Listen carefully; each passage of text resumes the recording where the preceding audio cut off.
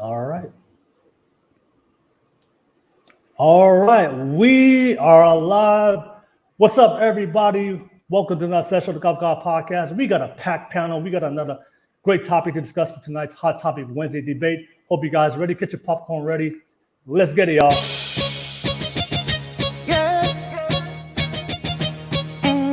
Nation music. Some people like to judge me for this life I'm living. How it makes no sense to them. Just perfect for me. They will never get it. Picture me. The 100% of the responsibility on a single mom goes to the mom. So I just wanted to take the time and make this video to apologize. Absolutely nobody. Will, Daniela, Tui, B, we're right here trying to discover the positives now, the solution, the solving. We're trying to get to that. I love all my people. We are unique. We have to yet to discover what makes us unique. What's up, everybody? What's up, everybody? We are live. Welcome to another session of the Golf God Podcast. You guys already know my name is Will. I'm the host of this show, number one Polynesian podcast in the world. As you guys can see, we have some great men and women joining us. We got a packed panel for tonight. You guys already know today is Wednesday. We got a hot topic to debate tonight. Thank you so much. If you're tuning in for the very first time, thank you so much for tuning in. And of course, all my subscribers out there, people subscribe and support my channel. Thank you so much for all the love and support. I appreciate you guys. If you love the content, appreciate the weekly shows I host for you guys every single week. Don't forget to smash and press that like, subscribe button real quick so you do get notifications when we do go live. Don't forget that this is a public live stream, so always appreciate your feedback. Whether you agree or disagree, definitely let me know what you guys think, your perspectives, your opinions, your 2 cents to the different topics and things that we're going to discuss tonight. I appreciate you guys on the live chat. So let's get that live chat popping. I see you guys already tuning in already. Let me know what you guys think. Let me know where you guys are tuning in from, and show some love to the panel and show some love to the channel on the live chat. Thank you so much for all your support, people who watch my weekly shows every single week. Don't forget, this is a public show, so a lot of you guys have reached out to me, especially on this week's topic. That you guys want to be part of the podcast. I will post the public link on the YouTube live chat. So if you watch this from Twitch and Facebook, you have to come to YouTube. I'm gonna pin it to the top of the screen on the live chat. Click on that link, and you'll be able to jump on and be part of the conversation. If you guys watch my content, you guys know I have an open mind. I like to hear from all perspectives, whether we agree or disagree. I know a lot of you guys sometimes get triggered by my content. How dare you? Whether you agree or disagree, get triggered. When you hate me, I'm always open to invite you to come on and have an open conversation and to hear out your opposing views. So thank you so much of all you guys out there. I invite you guys to come on. I will post a link real soon. Don't forget the super chat donations. A lot of you guys support me financially with your pockets. Thank you so much for all the donations. Every donation goes back to my podcast to launch my podcast studio at the end of this year, going to 2023. So if you have a specific question or topic that you guys want us to discuss, or you want to get a response from somebody on the live panel, ask it through a super chat donation and definitely make it a priority. Give you a shout out and thank you. Always put it on top of the screen to read out your question, and we'll get a live response for everybody on the panel, or a specific person on the panel if you want to get a response from them. So thank you so much for all the super chat donations. Much love to you guys. But that's pretty much all my YouTube stuff. I want to get right into the show because we have a good hot topic to discuss tonight.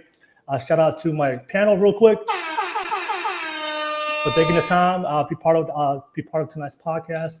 And I know we've been doing this for a while, so I feel like sometimes we're starting to form a little gang, a little unit, or a little family here. We've been doing this so often, so getting to know everybody. So I'm excited to have everybody on the panel. Thank you so much for taking the time to be part of here. But of course, some people watching this right now, they may not know who we are. So everybody real quick, if you guys go ahead, give yourself a quick introduction out there for everybody that's watching this right now. I'll start with the ladies real quick. Give yourselves a quick introduction. I'll start with the newest guest being on the Wednesday live panel for the first time. I'll start with you, Ruby. Go ahead and give yourself a quick introduction real quick for everybody out there. My name is Ruby. I'm 42. I'm in the Bay Area, travel quite a bit. I have a different position, different careers. I think that's about it. All right, no worries. Thank you so much, Ruby. Excited to have you part of the podcast for tonight. Tonight's hot topic. I'll pass it to you, Sarah. Sarah, go ahead and give yourself a quick intro. Hi, I'm Sarah Blodgett. I'm Everyday Starlet here on YouTube. I'm 42 years old, and I'm from Boston, Massachusetts. All right, no worries. All the way from the East Coast. Thank you so much. Shout out to you, Sarah, for taking the time to be part of tonight's podcast. Thank you so much. I'll pass it to you, Kingmaker. Go ahead and give yourself a quick intro. I am the Kingmaker Queen on Instagram and TikTok. I'm 37 years old. I live in the Atlanta area. I'm a mother of 3 teenagers, amazing human beings. And one of the main things that I do publicly is I'm a mindset and empowerment teacher, changing the way people think and what they believe, and therefore what's possible for them in life. And that relates to relationships in every other area. All right. No worries. Thank you so much, Kingmaker. Appreciate it. Thank you so much for being on tonight's podcast. I see some of you guys already on the live chat. Baby Stroke said on the live chat, he said that the answer is an easy no. All right. All right. No worries.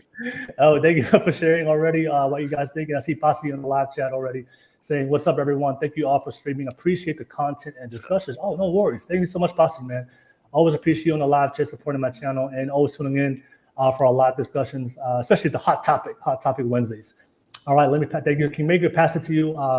MK Lonnie, go ahead and introduce yourself real quick. I'm MK Lonnie from Honolulu, Hawaii. I am Finding Mea 808 on Instagram and TikTok. I'm going to say 40s. And I'm also going to say that I'm like way behind you guys because I think everyone is ahead of me in time. So thank you for taking the time, ladies especially, because I hate to be on these things alone with these men. So yes, thank you, because you guys are all probably like 6 hours or so ahead of me. So well, thank you guys too. I appreciate it. You guys are all like probably bedtime for other people. So it's only 6 o'clock here. All right, no worries. Thank you so much, MK Lonnie. And Lonnie, even if you were by yourself, we ain't that bad. But I do appreciate you, Lonnie, for always being on the podcast. So thank you, ladies, for the great intros. Let me pass it to the fellas real quick. I'll start with you, Blackzero. Thank you for jumping on again. Give yourself a quick intro. Hi, I'm Daniel Stilapanga, also Blackzero_25 on TikTok. That's Blackzero_25. We talk comics and how scary the Catholic Church and religion is today. So please follow me. All right. Amen. All right, Blackzero, thank you so much. Thank you so much for being a part of tonight's podcast. Always appreciate you having you on. Pass it to you, Mhoop 234. Go ahead and give yourself a quick intro. What's going on, guys? My name's Matt, Mhoop 234, same handle on Instagram. I was born and raised in Cali, but I currently reside on the East Coast and lived a pretty eclectic life. We're 3 hours difference from California, so it's around 12 over here. So I'll meet you guys in the middle on that one, all the way in Hawaii. But that's about it. Ready to get into it. Hopefully we'll have a good, fruitful conversation, get some things out of the way or some stuff off our chest, I guess. All right, no worries. Mhoop 234, always appreciate you being part of tonight's podcast. Thank you so much. And last but not least, Devil, go ahead and give yourself a quick intro. Yeah, I go by Devil's Advocate, but you guys can call me David as well. I'm 31. I'm out of the Middle East, Minnesota, the winter tundra, or at least soon to be within the next month. I'm a data analyst by day. I just kind of do my own thing. I'm kind of a nerd. I'm a weird mix. Washed up college athlete. Now I'm a nerd. Do like volleyball and basketball leagues.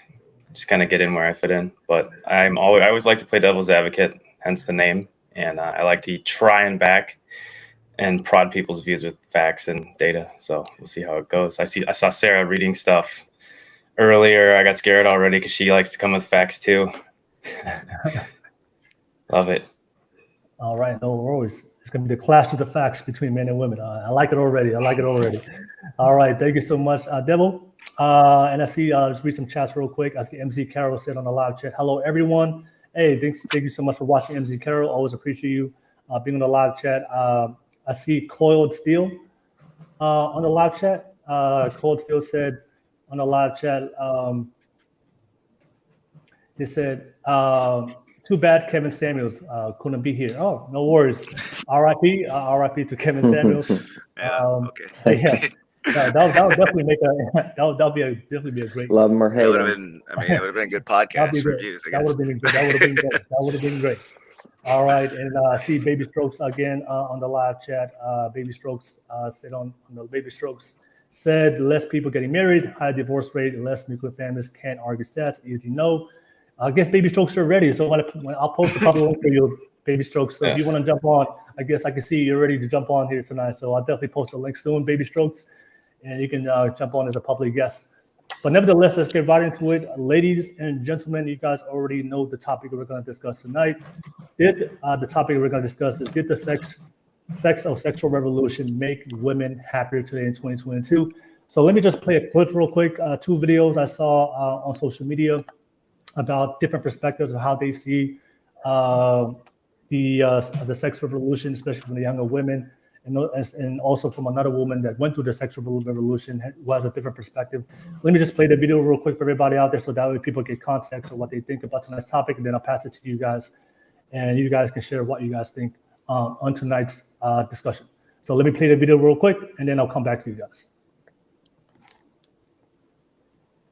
Hoe phase as something very bad, but it's actually really good.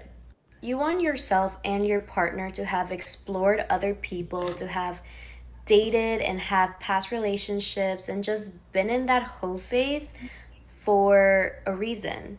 When you two come together, you want to be able to choose each other outside of that. You have gone out, you have explored, you've seen what's out there. Now you're choosing to let that was what I told myself in order to justify the fact that I was disposable to these men. I told myself I didn't care. I didn't care when a man ghosted me. I didn't care when he left in the middle of the night or hinted that he wanted me to leave. She's crying. Oh, The walks of shame, the blackouts, the anxiety. The lie I told myself for decades was, I'm not in pain, I'm empowered. All right. So these are the 2 videos and of course, a lot of videos out there with different people have different perspectives regarding the sexual revolution.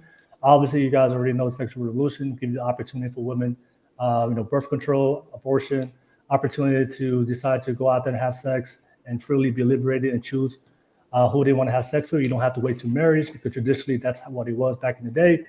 You had to get married and before you had sex. So today, 2022, this is the dating culture and the relationship culture that we're in today. And we're going to discuss, this is what a lot of women fought for, especially feminism. And now we've experienced that since the 60s, so about 30, 40 years. We've got a chance to see how everything plays out. And we're going to have a discussion tonight. Does it make women happier today in their personal life, in their relationships, in their marriages, especially when it comes to sexual revolution, or maybe not? So that's going to be the discussion. I would love to hear what you guys think. I'll start with the ladies real quick. You guys can share your thoughts, and then I'll go back to the fellas, and then of course we'll open up for open discussion, whether we agree or disagree. I'll start with you. Ruby. Ruby, what are your thoughts on tonight's discussion? Did the sexual revolution make women happier today in 2022? Go ahead, Ruby. I'm going to say it's a overloaded question, right? You're talking about in the 1916s, there's a profound movement in the U.S. where young, educated, politically minded women were trying to drive to have free rights, per se, going towards against the status quo, right? So there was this movement that was at that time much needed. I can speak from my own experience as being a female from a Punjabi strict Indian culture in the Eastern society, where women did not have many rights, and we're still fighting for that. But living here in America, compared to where we are going. But then you've got kind of what Baby Strokes talked about is it a cause or correlation of, since this movement's happened, where there's a higher rate of divorces, a less traditional nuclear families,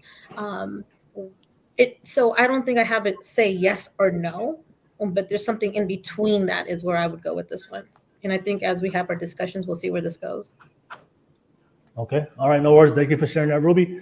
I'll pass it to you, Sarah. Sarah, what do you think? Do you think that the sexual revolution made women happy today in 2022? Go ahead, Sarah. Okay, so I have a lot of thoughts on this, but all right. So I'm going to start with the idea that the sexual revolution really came from, it was an offshoot of the women's liberation of the 1960s, which was really kind of another layer of feminism, where it wasn't just about women having equal rights. It essentially started to shift, at least here in America, in a sense of women having to be equal to men in a sense because they had to be like men. They had to embody everything that was male and masculine and almost reject everything that was feminine. So it wasn't about men and women being equal. It became about women having to essentially pretend that they were exactly like men, which to me, there's really nothing more anti woman than telling women that they only have value when they can actually act like a man. So we really rejected everything that was female and feminine in our culture. And an offshoot of that was the sexual revolution, where women were then pressured into the idea that they had to perceive and experience sex in the same way that men did, which is really kind of a ridiculous idea if you think about it, because physiologically, biologically, we're different. We have totally different bodies. We have totally different reproductive systems. We have different hormones. So the idea that women and men are going to experience sex in the same way is actually pretty insane if you think about it. So we really taught women and conditioned women that they had to reject everything about them that was different than men. So like men have sexual organs that are on the outside of their body. Women are the ones that have them on the inside of their body. Women run the risk of pregnancy. Women are more susceptible to sexually transmitted diseases. And we actually even convince women that they can pretend that that isn't a factor by pumping them full of hormonal birth control, which screws up their hormones and basically stops their ovulation, stops their natural feminine reproductive system, screws us up health-wise, physically and mentally. We convince women that abortion is just a easy solution to a quote unquote problem that they have, which that has, and we convince them that they has no physical and mental health ramifications. So we really pressure women and condition women to feel like they have to view sex in the same way that men do. And I know from my generation, I came up and came of age in a time when women actually felt there was something wrong with them if they actually got attached when they had a sexual interaction with a man. Like it was some kind of like mental illness. We actually convinced women that it was like this mental illness if they felt needy after they had a sexual experience with a man. And again, it was conditioning women to believe that they had to reject everything about them that was innately feminine or different from being a man, which is so anti-woman. It's against everything that feminists were claiming that they were pushing on people. And at the end of the day, we convinced women that this was better for them, but women are actually not enjoying these sexual experiences enough. And we talked about doing statistics. They actually did do a statistic of the percentage of women that experience orgasm from one night stands. And it's actually 11% of women experience orgasms from one night stands. And there's another one that was a little bit higher that was just from casual sex in general. That was 22%, which is still a very low number. So we're not actually talking about women having all of this extra sex and actually enjoying it. So we're convincing women that they should want to have all this sex, that they should be experiencing sex in the same way that men do, but yet women are not actually enjoying it. So they're fighting for the right to do something that they don't even enjoy anyway. So no, I don't think women are happier because of this at all. All right. No worries. Thank you so much for sharing that, Sarah. Let me just read some comments real quick. John Wick said on the live comments, 100, Sarah. And then Claude Steele said on the live chat said, go, Sarah, go. All right, no worries. Thank you so much for sharing, everybody on the live chat. Thank you so much. Appreciate you guys. Definitely let me know what you guys think. As everybody's sharing their thoughts, let me know as you guys reacting to it. I would love to. I always like to hear you guys on the live chat what you guys think, especially when everybody's going. I'll pass it to you, MK Lani. MK Lani, go ahead and what are your thoughts on tonight's topic? Go ahead, MK Lani.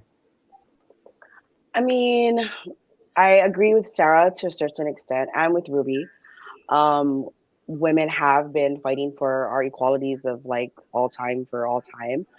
And if you're looking at the sex revolution part, so I went and I visited the Museum of Sex in New York, and it kind of has the evolution of sexuality, sex, porn, like how it evolved over time and how it's kind of got more accepted than it was. Like before, if you see a woman on a commercial with like a bikini on, it was like, oh my God, this is like soft porn. We can't have this. And then now into what we see on the media and whatnot, it's a little bit more acceptable. So like, I think over time there has been a progress in certain aspects of sex revolution. Whether it can coincide with happy or not, I think that's an individual perspective. Like, sex makes me happy. So, like, I think it's an individual thing. So I think it's hard to put it all together in a whole topic with the whole revolution side of it, because to me it's like two separate issues. And it depends on women. Like most times I think like a man. Like in my own sexual experiences, like I'm a lot different than my friends and what we talk about and what we discuss, because like I've been having sex since I was a teen. Like, I'm putting it out there. Like, that's just who I was. Not necessarily that it's not necessarily that I agree with the whole phase, because I wasn't a whole. Like that one girl's TikTok that we just watched. You know, she kind of glorified like, okay, you need to sleep around and to get experience. And I don't believe I don't believe in that either. I do believe that, you know, time, and as you individually experience certain things with sex, with where you grow up, with your culture and where you're from, with age, as we discussed before this, I think that all coincides with what the whole revolution is, and how we can about our own happiness, or how we can even have that as a topic altogether, if that makes sense. All right. No worries. All right. Thank you so much, Lonnie. Thank you for sharing. I appreciate that. I'm passing to you, Kingmaker Queen. What's your thoughts about tonight's topic? Did the sex revolution make women happier today in 2022?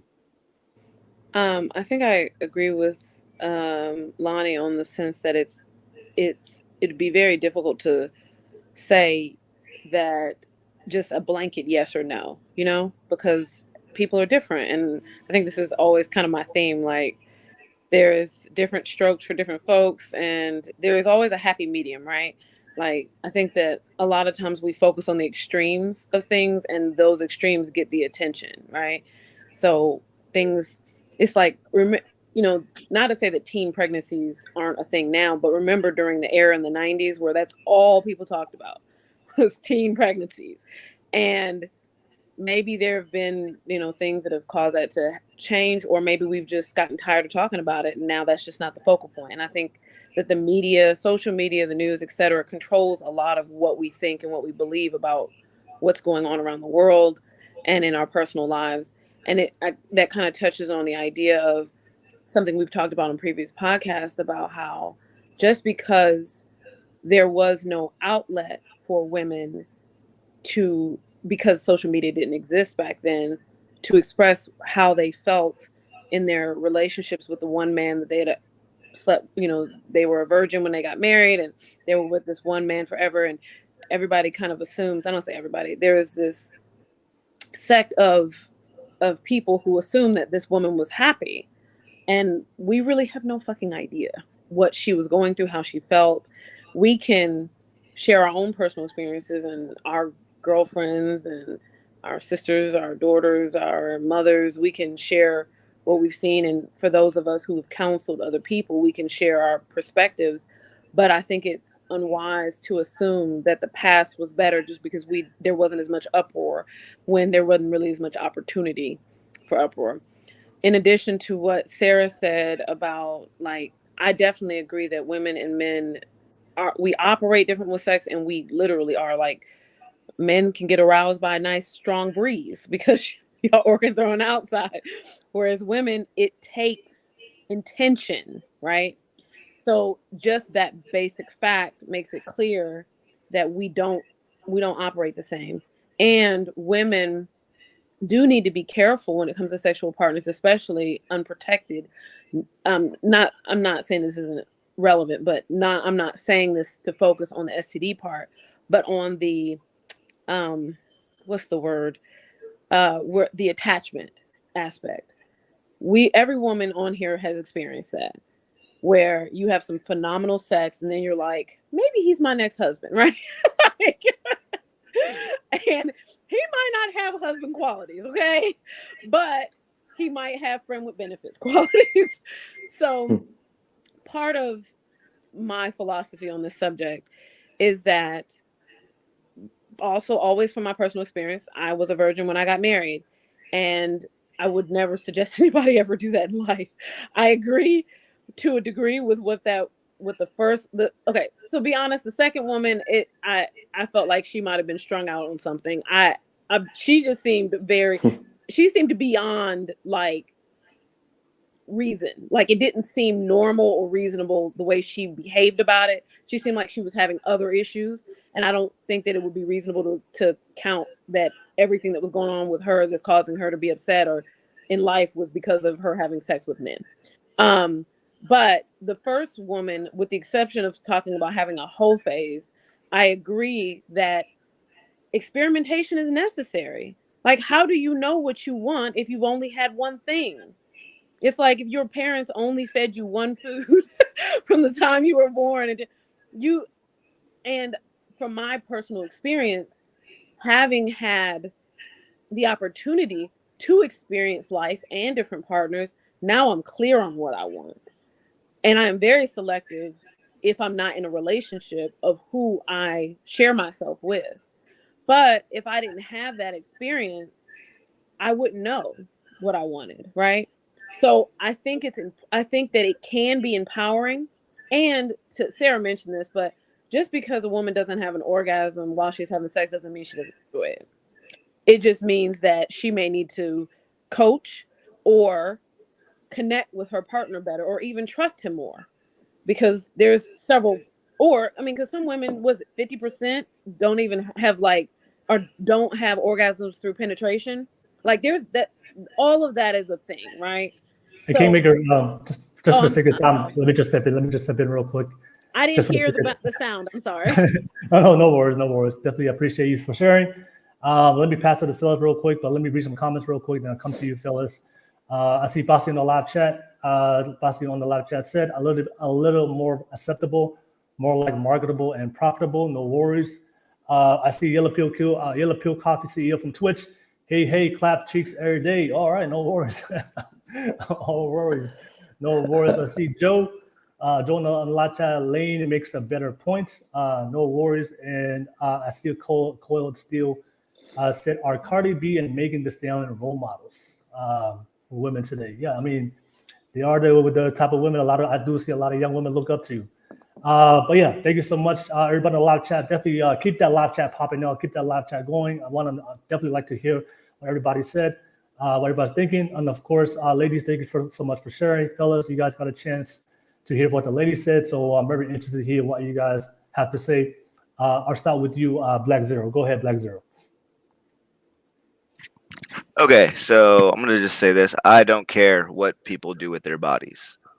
I don't care how many guys you sleep with. I don't care if you want to have a hoe phase. I don't think it's a good idea. I think that it's on the sexual marketplace. As you get older, more men will see that and go, I don't think that woman will be faithful to me, as you know, and she might get bored with me because she's hopped around so long. She has not shown a pattern of sticking with one person. Now, like I said, I tend to not care because I'm a guy, and with more women being sexually free just means more options for me. So it's not a big deal. Now, did the sexual revolution make women happier or more upset? We've already some people have already mentioned on the panel, and they're going to go into more statistics. So I don't want to take up what they want to talk about. That people are taking more drugs than normal, especially women. A lot of women are committing more suicides than so that's happening. But I would not also say that there's also bad things that are happening, because good things are happening too. Like, now that women have taken control of their sexual nature, they are willing to stand up and fight. Like, I can't ever say what's happening in Iran right now with all of these young women fighting to freaking take off their burqas is a bad thing. And that's their sexual revolution. So I'm not saying at any point that it's a good idea to go sleep around. There's too much data out there that shows that that's not a good idea. But when it comes to harnessing your own self, understanding what you like Kingmaker said, like, I totally agree with her. I don't agree with the whole don't you know, I don't agree with the whole you can't be a virgin when you get married because you should go, and no, I don't really agree with that. I think that if you want to stay a virgin until you get married, that is your choice, and I don't think anybody should talk you out of it. Just like I don't think that anybody should talk you out to losing your virginity. That I think those are personal decisions. But if we look at data, and she's also said one thing that I do want to clear up. When we start talking about outliers in these data points, these women that are happy from sleeping around are actually the outliers. So let's not get that twisted. The women who actually have a healthy amount of partners are the ones that are in the middle of the parabola, kind of happy, depending on how many men that they have. So the people who are sleeping around a lot, those women, that's not the normal. That's not all women are doing that right now. Just the loudest ones. So I don't, and that also goes. I just want to say one more thing about this whole situation. This all goes into the whole, is Cardi B and them role models, and I would say yes, they are role models in an era where people are trying to take more. They're trying to show off their bodies and saying, "Hey, I am responsible for my body. I love my body, and I don't care what anybody has to say about it. You are not allowed to touch my body without my say so, and I am empowered for it." And I think that's really, really good. That's awesome. I applaud that. But also, I don't like the fact that they're empowering women in one way, but the WNBA is not getting the same kind of recognition, because these women are also hardworking. They're also doing things that 99% of women can't do. You see what I'm saying? And they're not shaking their ass on television. So if it was up to me, I would try and push both as hard as I could to try and even out people who want to make those decisions for themselves, whether it's to be this sexy person on TV and own my body that way, or if it's to cover up and do another thing, or if it's just to do sports. All right, no worries. All right, thank you so much for sharing that, Blackzero. Appreciate that. Let me pass it to you, Mhoop 234. Go ahead. What are your thoughts on the topic? Go ahead. The topic's really interesting. First of all, a lot of my input is from personal experience. I'm not as much of a stat guy, so and observation. So a lot of this is just personal opinion and whatnot. There's pros and cons to both sides, and we're starting to see that when you add such a new aspect like this to somebody's life, specifically the sex revolution to a woman's life, where they were a little bit more closed off and weren't able to be as open about it for so long. The results may vary. And I say that broadly because we are seeing like people's opinions and STDs flying around, stuff like that. Because in my experience, most of the women that I've met have been just as sexual as I am. The trick is we're all pretty much the same in that manner. We're sexual beings. Like we generally we procreate, right? But it's just that we tend to have an orgasm, so it can be much more pleasurable. And the thing about it is, like, now we're seeing women be more liberated and open about exploring these things about maybe their grandmothers and their mothers and all that stuff couldn't really do. So we're seeing not only their older generation, like, don't go through a hoe phase, save yourself for your husband, as opposed to, oh, this is a brand new thing I can be open about. Men are going to be all over me because I'm more open about it. So we're starting to witness, like, it'd be the same as if men were suppressed over sex, and you would see an explosion. Ours would be worse because we're naturally physical creatures, but like women generally need an emotional connection in order to get physical. And so what's interesting to me is, like, I'm kind of like a pro and con guy. I try to see it from both sides.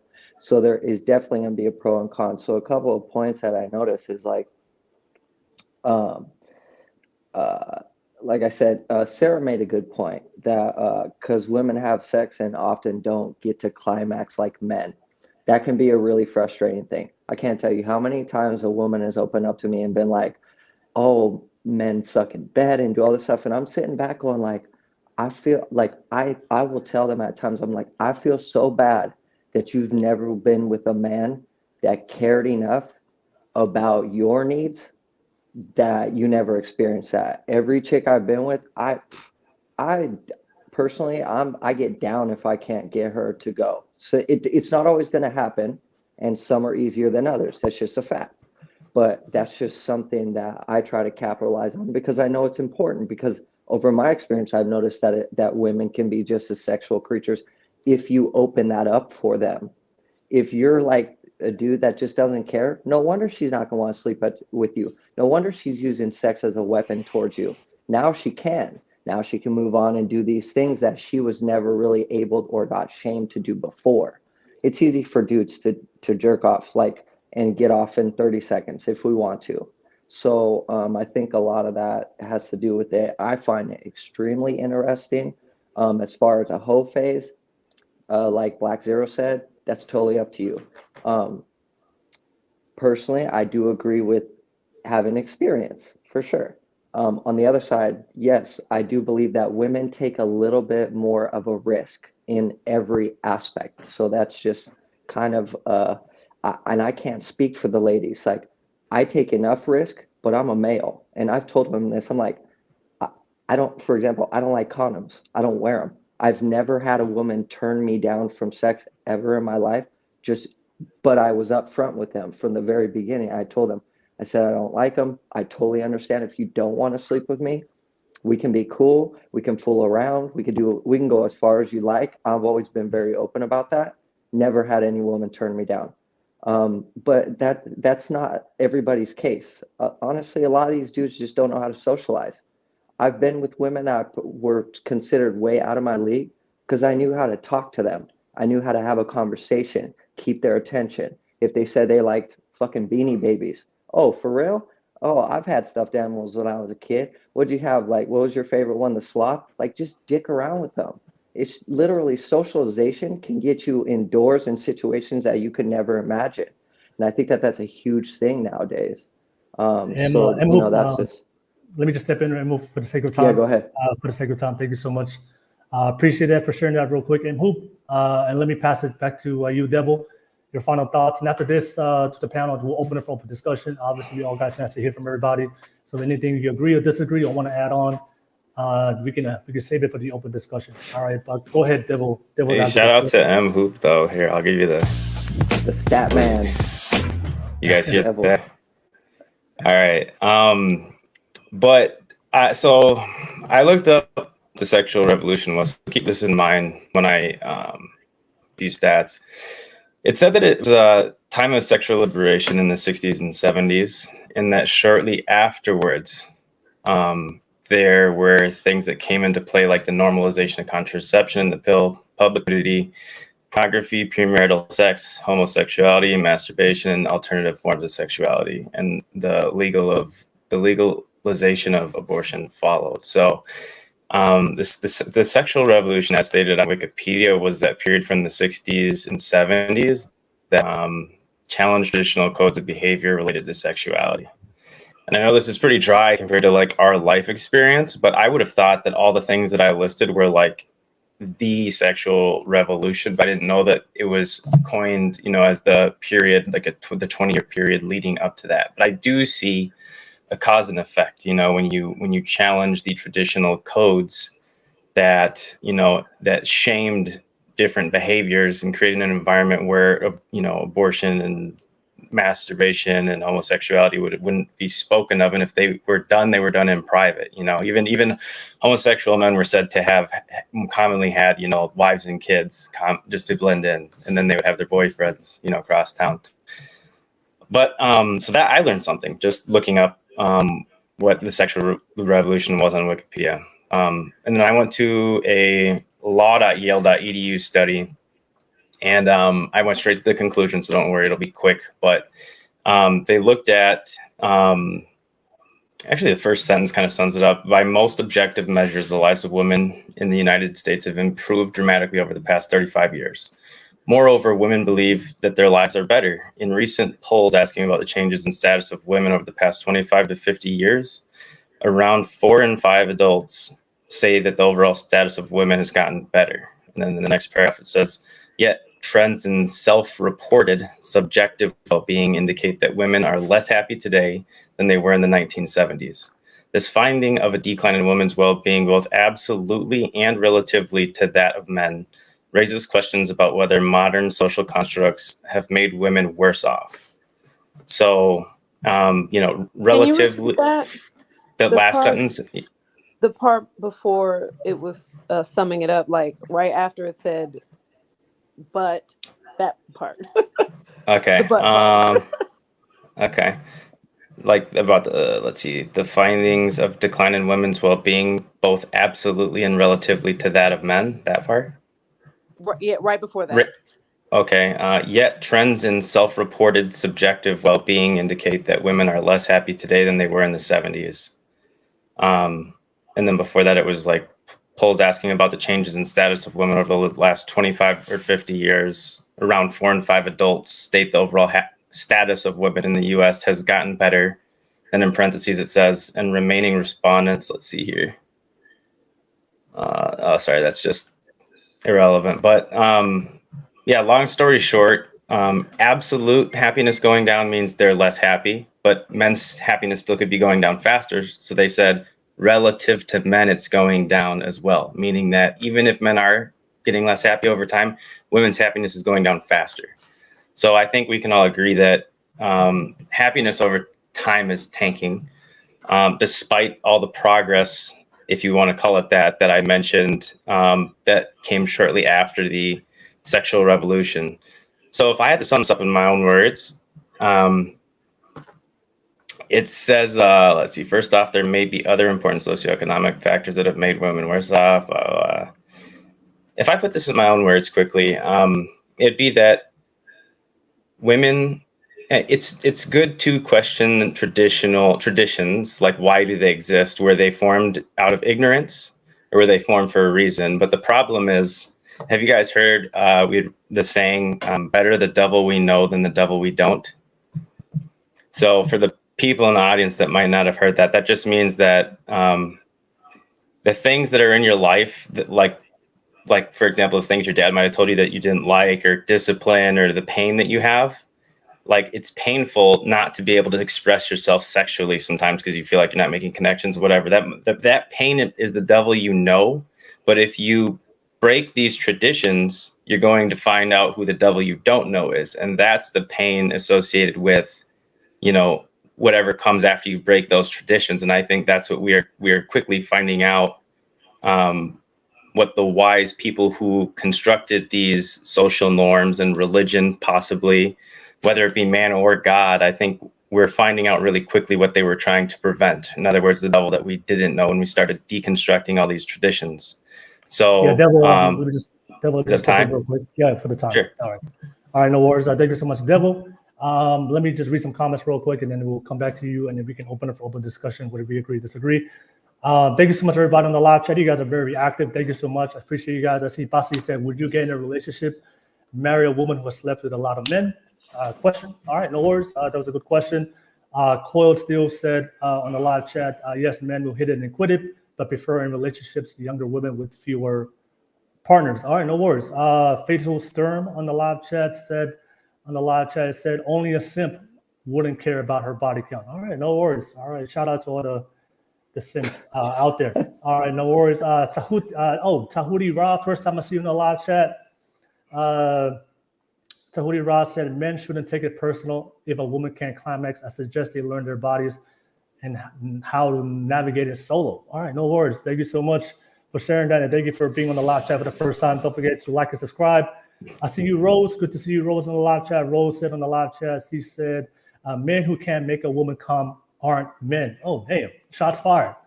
Shots fired out. She coming for the heat out here. I started a certain topic, All right. I guess. I see Yellow Pill Coffee CEO said, my boy Hoop said he's shooting 100% from the field. No, bro. I'm not perfect. I'll be the first to say it. All right. It's a game. You win some, you lose some.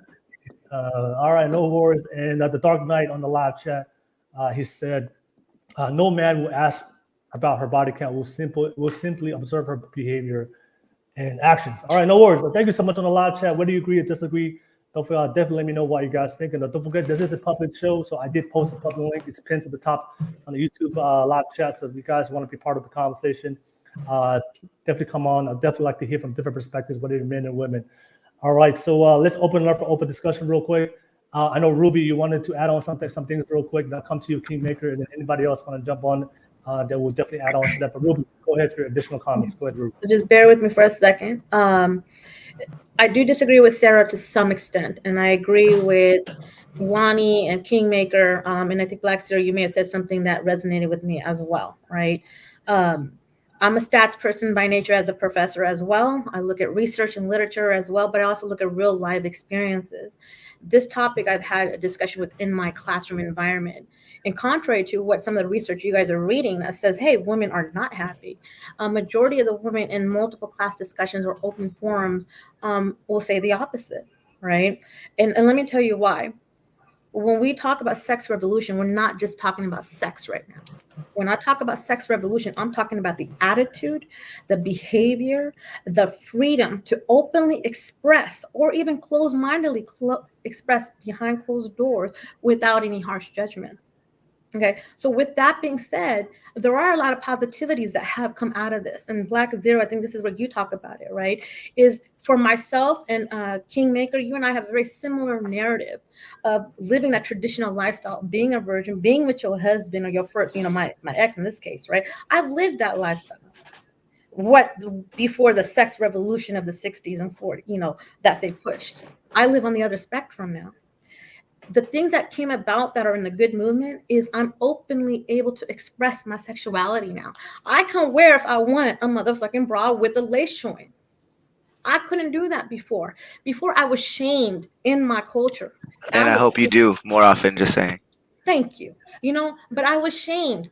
I wasn't comfortable in my own skin, and it fucked with my confidence. Now I can express myself, and guess what? I'm not a hoe. I know how to carry myself like a lady. In addition to that, LGBT community got much love from my LGBTQ folks. Could women openly say, hey, I'm lesbian or I'm bi or I want to be A, B, Z, D, E, whatever characters there are nowadays? No.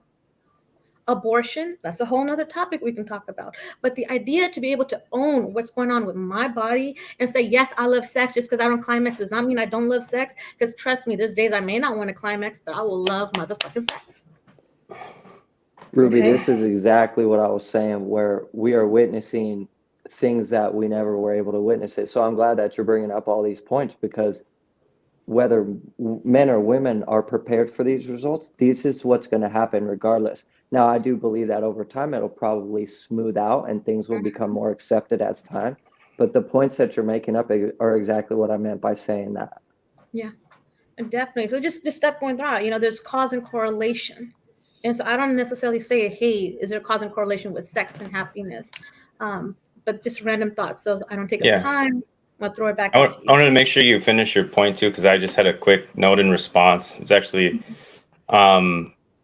relating to what I said. All the items that followed the sexual revolution that were listed on Wikipedia were kind of exactly what you listed there. And my only contention with that would be that after the sexual revolution, like that freedom and deconstruction of tradition created freedom, but with that freedom came chaos. Yes. And in that chaos, men adapted. I mean, and that caused men to function better mentally in that chaos. Because again, we're the way we reproduce, the way we are, have a psychological, proclivity to spread our seed. That chaos, men enjoy in the short run, but I do think that in that chaos, women have ended up less happy in the long run, even though girls in a class and in a group discussion can say, this is fun, this is great, but are they going to be saying that at 35 and 45 and 55 and the 40 years that follow? Because, life's a lot. Hey, hold on one second. I'm in my 40s and I'm I guess we'll have to see what happens. Hold on one second. Hold on one second. Hold on. I'm done. So whoever wants to go. This dude,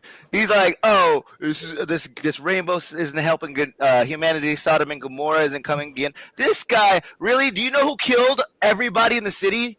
Men, women, and children? Your God. Okay, so I just want to say this whole Sodom and Gomorrah, were they bad because they were gay, or were they bad because God wanted to smite them because he wanted to kill somebody? There were children in that city, right? Doing nothing but sleeping. Yeah. So this whole sodomy, I will hang out my gay friend before I go hang out with you, dude. Black Zero. But we do that I'm these very days anyways. anti-religion, so like without getting into That shit is specifics crazy. about Like it, we don't bring that. No, bro. Read your goddamn Bible. Tell me who But killed more people, Blackzero, Satan or God. Blackzero, we live in a world like that right now. We're doing that to our people right now anyways. To me, religion is slavery, but that's a whole nother conversation. Yeah. Back 100% agree. In reference to what Devil's Advocate said and what Ruby said, thank you, Ruby, for expounding more. I think it was really wonderful to hear your perspective and what you experienced. And to what Devil's Advocate said, not to harp on this, but you were like, well, what will the women in their after 35 and their 40s say? I'm like, you've got 4 of them on here. And we can tell you from our own experience if we're happy. I am much personally, even though I'm in a relationship now, even during my single period of time, much happier than I was when I was married and in my 20s. And to the point that I think Blackzero responded to earlier, I wanted to clarify about the whole being a virgin thing. I'm not telling anyone that they can't do something. That is not what I'm saying. What I'm saying is I don't recommend, unless a lot of people, and since you feel differently about this, Blackzero, maybe this will make sense, but a lot of people approach getting married and being a virgin because of religion. Like that's the basis. They think that they're sinning if they do certain things like that, right? Please don't mistake. I didn't say you should be. I just said that nobody should tell you you should lose your virginity. I just thought it's a very special thing between people that nobody should harp on. That's all I said. I'm not advocating for it though. Let me just say that. I understand. I wasn't. Yes, that's a very religious thing. I'm not advocating it for it. We're yes, I got it, and I'm on the same page. I agree. That is your personal sanctimonious, aspect of your life. I think because there's even this thing about like you're not supposed to like cohabitate before you marry. I think that's fucking insane. I disagree. I agree with that. You should definitely cohabitate before you get married. No, we need to learn each other. Yes, you need to know if you want to murder them in the middle of the night with a rusty stone because they're leaving your socks out, right? Like, I think that's a dying thing, though. What'd you say? I think that's kind of a dying concept. Honestly, I think that more people are starting to understand that. Generally, you probably should move in with somebody, at least for a period of time. If you want to remain a virgin, like Blackzero said, do that. But I'm just saying, like, I've heard that less and less over the years is like, and I've noticed that more and more couples are willing to move in with each other, which I mean, I'm in support of, but because you don't really know somebody until you live with them. You really don't. And I personally have an ex who didn't do that, who married someone without, even though they had been in a relationship and known each other since they were teenagers, was in a relationship for a couple years because of religion in this particular instance. Sure. He very her family, yes. It was like this is the only way that they were gonna, get to ever be in the same house was if they had to be married. And then he gets married and realized she's a completely different person than he, and anybody can put on a face when they're out in public, right? And if you don't live together, if you don't spend multiple nights together, there's a lot of things that you learn from that experience. So I 100% agree with it. There was one other thing I wanted to address that Blackzero said, and I'm looking at I put it in the messages so that I wouldn't forget. Oh, so the whole idea about what men viewing women who have had multiple partners as, oh, they might get bored with me. I think Blackzero mentioned something about that. So this is a conversation. I'll say exactly what I said. I said that some men out there that are older in age that are looking for wives, when you had too many in their eyes, they tend to not want to engage in a long-term relationship, aka marriage or anything like that, or i.e. marriage or anything like that, because when they look at your past, they're not seeing a stable, consistent thing. They're saying you get bored and you jump from man to man. I'm not saying all men think like this. I'm just saying that the average man does, because I know for a fact that as much as I loved my ex, as soon as I found out she had over 100 partners, I tend to stop. Something happened. I know. And I should not have judged her or anything like that. But it was just something that it affected me. But you So should have it cut it affected me. ahead I of might be a time. bad guy. I might That's not a be. lot. Everybody has their boundaries, and to the average guy, there is a number that will stop them from engaging with you anymore, and that's all I meant. So Well, that's please, what I wanted to address. Thank you for explaining it further. And somebody in the comments said something about, well, like, men don't ask, they just pay attention to, the behavior. And I actually think that would be the better behavior, but I don't think that that's what's happening, because like I have made multiple videos on TikTok regarding body count and stuff like that, and the way that it's approached, and a lot of men are very clear that they ask women in the very beginning, and then they expect women to lie to them, which, so I think that whole dynamic is insane. So they're like, I'm going to ask you, but I don't think you're going to tell me the truth, but I'm going to judge you based on this imaginary number that I don't like. All that's bullshit. But, and I agree that your average man does think that way. And there's all this bullshit out here now about pair bonding and how women can't pair bond after, which is not even a thing that humans do, but that's a whole nother conversation. The bigger issue that I think that is not being addressed is, I really do believe that a lot of the men who have that mentality, like you said, and I'm not saying 100, that's a reasonable number I'm not saying that that's a thing. But for example, I haven't had anybody ask me my body count in 10 years. I'm like, grow the fuck up. Why are we having, like, we're adults. Why are you why are you nervous about what I've done? From my perspective, the nervousness comes from a place of, like you said, that fear of, is she going to get bored? Has she had better? Is this something, not just from the perspective that she's had multiple relationships, because most people have. You've had more than 3 or 4 actual relationships, and just because you've left a relationship doesn't mean you jump around and you don't stick with men. But there is this mentality of some men who they're like, well, I want you to be ride or die. No matter what, I expect you to be here. And women who their mentality is, if you've had multiple partners, then you're less likely to be ride or die. And I'm like, well, where are we riding and why am I dying? Like, there has to be behavior that justifies my staying. Yeah, thank you so much for sharing that. Let me just step in real quick. Let me just get to the rest of the panel before we move on to the next topic. Sarah, do you anything you want to add on to the open discussion with the? Go ahead, Sarah. I'm muted. All right. Well, I wanted to go back to the purpose of me talking about the orgasm percentage was not to talk that a woman's orgasm is the only determining factor as to her enjoyable experience sexually. However, when we talk about whether or not women are more sexual than men are, or do they enjoy sex as much, I actually do believe that women actually are much more sexual than men. Feminine energy is sexual energy. However, I love that. Well, there is research behind that. There's literature, exactly. medical, DSM-5. The thing is, the problem we have is that we're defining the enjoyment of sexual activity as being the same for men and women, and it's different. So women have much, much greater capacity for orgasms. They have much greater capacity for tapping into a lot more sexual energy. Whereas for men, and I do think men have a lot of potential too, but for most men, they've been conditioned to have, they're addicted to ejaculation, right? So it's literally about the amount of, like, the quantity of sex. Whereas for women, sex is actually really more about the quality of the sexual experience than just having a lot of sexual experience. So what I'm getting at is, because women are having these one night stands or these casual sex, or I'll say friends with benefits, but I honestly think friends with benefits is the biggest scam in the world. I don't even think that should even be a thing. I think that's ridiculous.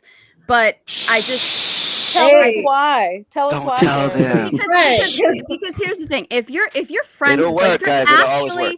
If you're actually friends with someone, like you actually view someone as an actual friend, and you're sexually attracted to them, date them. Like, don't just have sex with them.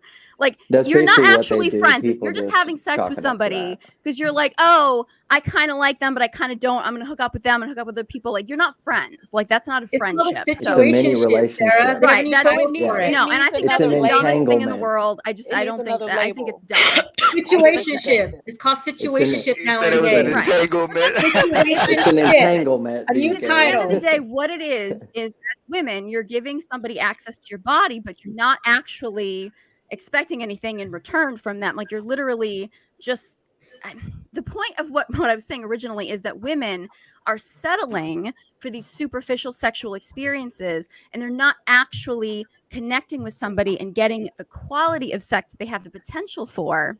And most women are not actually getting the sexual experience that they want. And I'm not putting that on men. I'm not putting this on the, oh, if he can't make her orgasm. Like, I'm not putting that on men. I'm saying that women themselves are settling for superficial sexual experiences, and they're not actually tapping into the fullness of what their sexual experiences could be.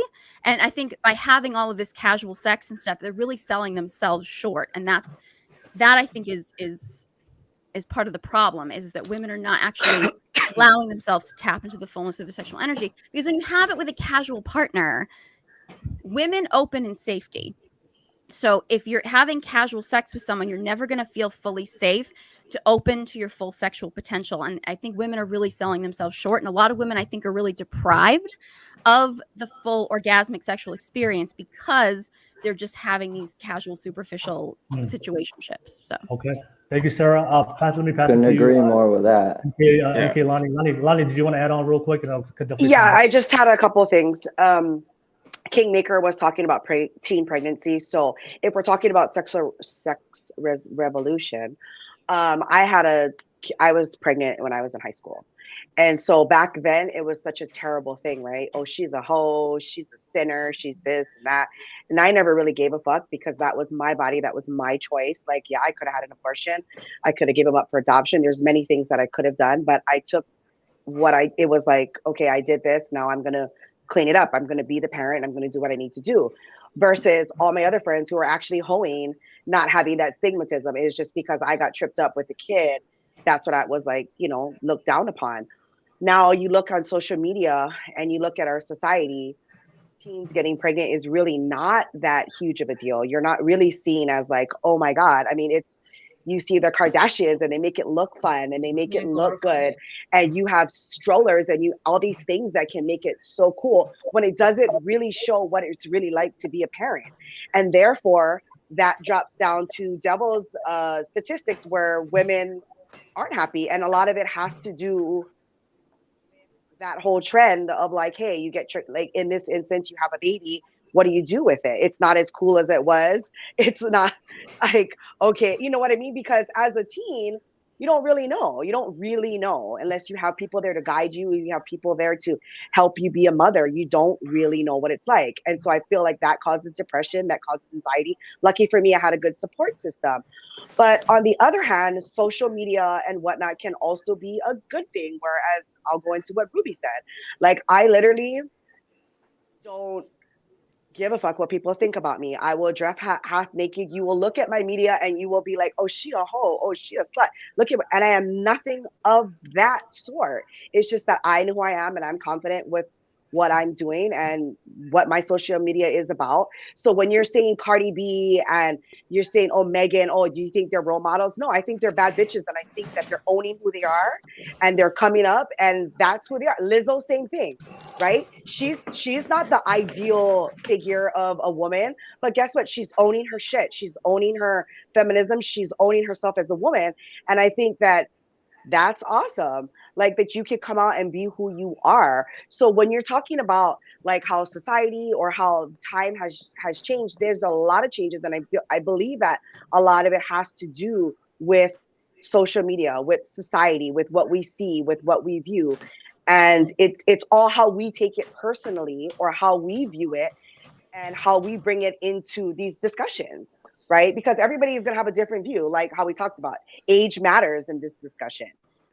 Culture for Ruby, I think she got frozen and she logged off, but culture or experiences, like Kingmaker said, like she didn't have sex she was married. And that's what they wanted us to be. That's what they wanted us to do. But, you know, it didn't work out for everybody. And so we all have different experiences. And like, I feel like it's what we take away from it individually as a person when we're talking about sex, revolution, happiness, period. Okay. All right. All right. No worries, Lonnie. And then Devil, I know you had a response, and then I think after Devil, I'll come back. I have a topic I want to bring up that's related to this topic, and then we'll continue the conversation. The Devil, you have something to respond to Kingmaker? Yeah, you can get the whole panel involved with this response. It's a question. I guess the guys can answer first, and then I would want to hear the women's opinion on this as well. So the question is, because Kingmaker, you made a point about holding, men being scared of women who've had experience, or maybe they've had better. So my question is a woman who's had more or better casual sex partners than the man that she might commit to marriage to, if that person was a woman versus if that person was a man, is what I'm comparing it to. So women who've had better partners in the past versus men who've had better partners in the past.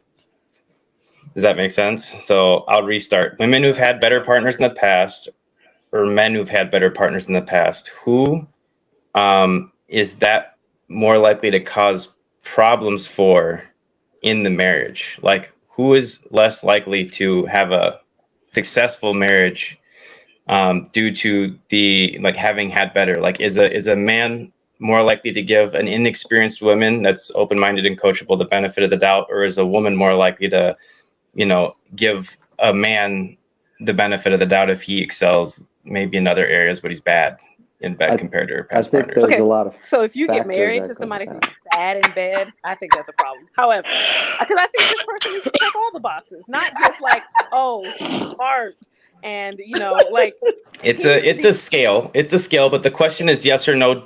Is it more likely to negatively affect a woman or a man's? And I wanted the men to answer because you want the men? Because we're questioning the whole topic was men who are worried about women having had better partners in the past, not women worrying about it. So you're asking men. I'm asking the men. Yeah. Do you think doesn't matter? First. No correlation, or is a woman who's had better partners in the past? Okay. So go ahead. The problem is the devil's advocate. What you're doing is you're equating the basically how women and men hold sex, and we hold it differently. So what you should be asking is, hey, would it hurt a man to know that his wife had a guy or had a one-night stand that was better than him? And would it be damaging for the woman to know that the guy had a woman that was like a 10, like a supermodel? Because that's the same kind of. No, you misinterpreted the intent of my question. So okay, you are essentially maybe I did. You're essentially saying what Kingmaker said, and so my question isn't about a man's fragility, which is what women like to imply. It's about, is that fragility based on a trend, therefore a risk mitigation? Well, that's okay. So no, because guys don't give a shit how good their ex-girlfriend was at the time. They love them. I don't know. I've been with a lot of women. A lot of women, and honestly, I don't remember freaking number 47. I really don't, and I don't care. I can't tell you how good she was because of the fact that I'm actually in a happy, loving relationship with my wife, and we've been together for over 7 years. I can't even remember when I was in Vegas, maybe 3 or 4 years ago, because my wife lets me play. I can't even remember how good that girl was because honestly, I care about my family. I love my wife. These bitches are fleeting. No offense to y'all, but y'all are. But I can honestly say maybe I am a little freaking maybe so not as strong as I. That's words my theory. Maybe. Hold on, I wanted the other guys to answer yes or no real quick. If my wife decided to tell me that one day she was like, hey, freaking Craig from 24 years ago had a bigger dick and it was way better than you. Sorry to let you know this. Yeah, I'm gonna be a little hurt. So and you're. I don't think it. Go ahead, Mhoop.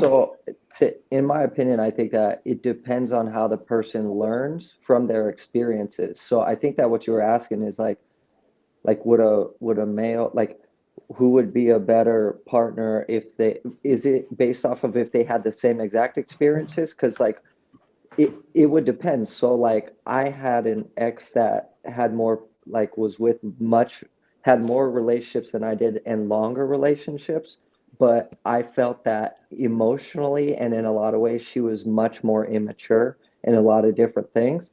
And I had a lot fewer situations, but I was able to maturely handle things like conversations and be able to keep myself in check during disagreements and stuff like that. And so like that's when I learned like it really depends on how a person learns and how they view their experiences. When I was young, dude, I was wild. I knew I could break hearts left and right.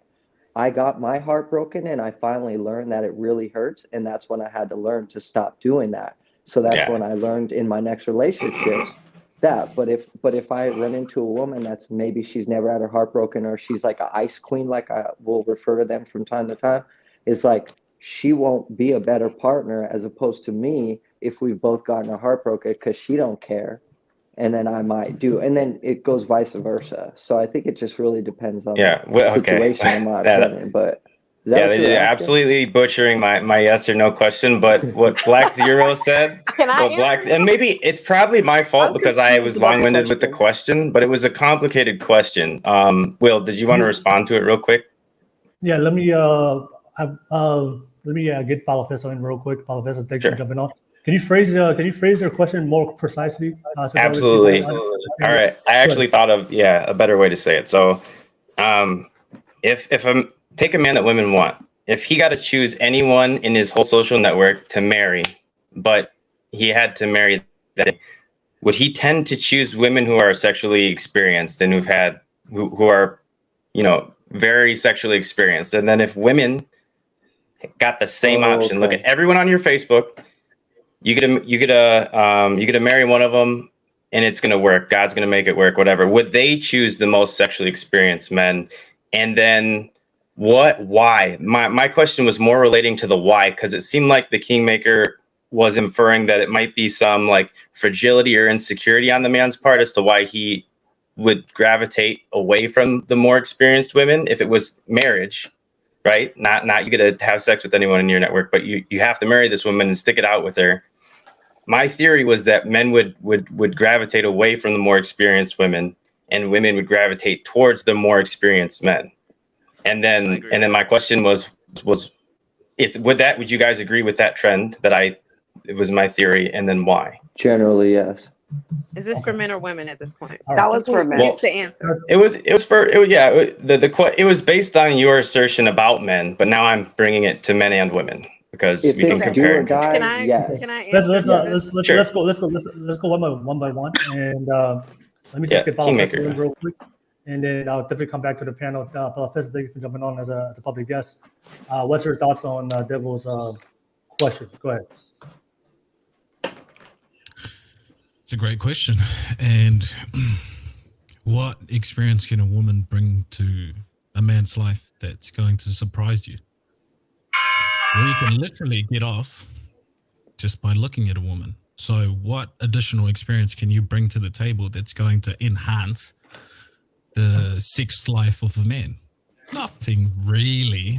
And not only that, it takes away from what you women want out of a man. Someone who's adventurous, who can define those layers of peeling them back layer by layer in a sexual or romantic sense.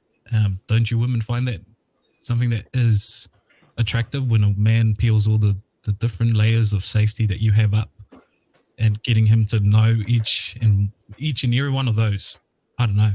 But to me as a man, look, I can help myself, if that's what you want to call it. I can look at you and get excited, and it doesn't take much. So what does experience have to do with it? Personally, to answer that question, no. And I know a lot of men who don't really gauge experience as a metric for how they choose women. And if you've got a man who tells you, I want a freak, look, buddy, do you want a freak because you want a freak, or do you want a freak because you don't know what you're doing? So. All right, no worries. Thank you for sharing that real quick. But let's discuss this question. Let me get the ladies involved. What do you guys think about that question? Go ahead, Ruby. You wanted to add on? Go ahead, Ruby. Definitely. I'm going to apologize because I kind of got disconnected. So devil's advocate, basically, if I understand your question correctly, would women want a man based off their sexual experience more compared to other men? 5-second correction. Not based off their experience. You just get to pick someone from your entire network to marry. The whole package. Yeah, Would so the men that the women tend to choose end up coincidentally being the most experienced men? And my theory would be yes, but not because of experience, but because of what comes with that. What comes with other women wanting them, like things like ambition, social skills, etc. Sense of humor. Yeah. So darn it, I'm gonna say your name incorrectly. David. Follow. Oh, sorry. Follow Fist. Yeah, that's it.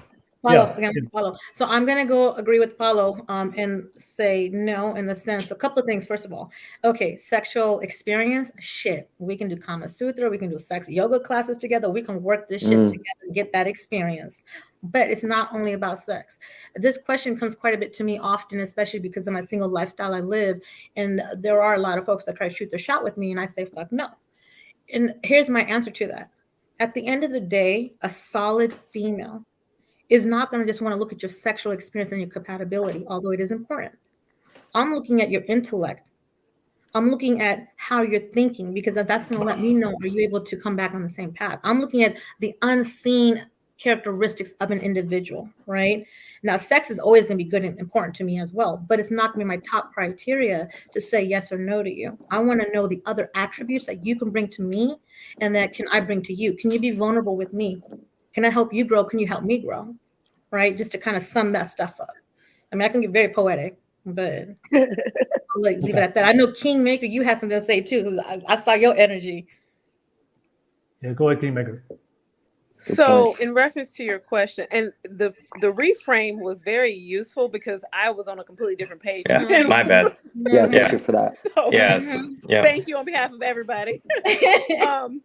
You're just really intellectual, and I think it comes out, it's hard for everybody to keep up with. My mind can be faster than my mouth. I know what you mean.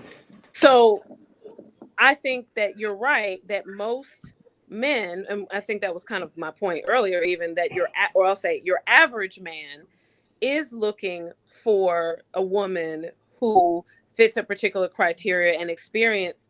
He's not necessarily, I've heard many men say, I want to freak like, and it's Taniela, right? Because I'm like, because I'm looking at your name, right? I know who that is, and that's not it. Yeah, you try to switch up. He got bad enough with names and change his name. And then when the voice came, I'm like, I know who that is. But anyway, so I actually do think that your average man thinks that way. But I've been saying this since day one, and Devil's Advocate mentioned something. I think it's time we evolve. I really do. I think that because even with women, like what you said, I agree that women may be interested in a certain type of man, but it has nothing to do with his body count.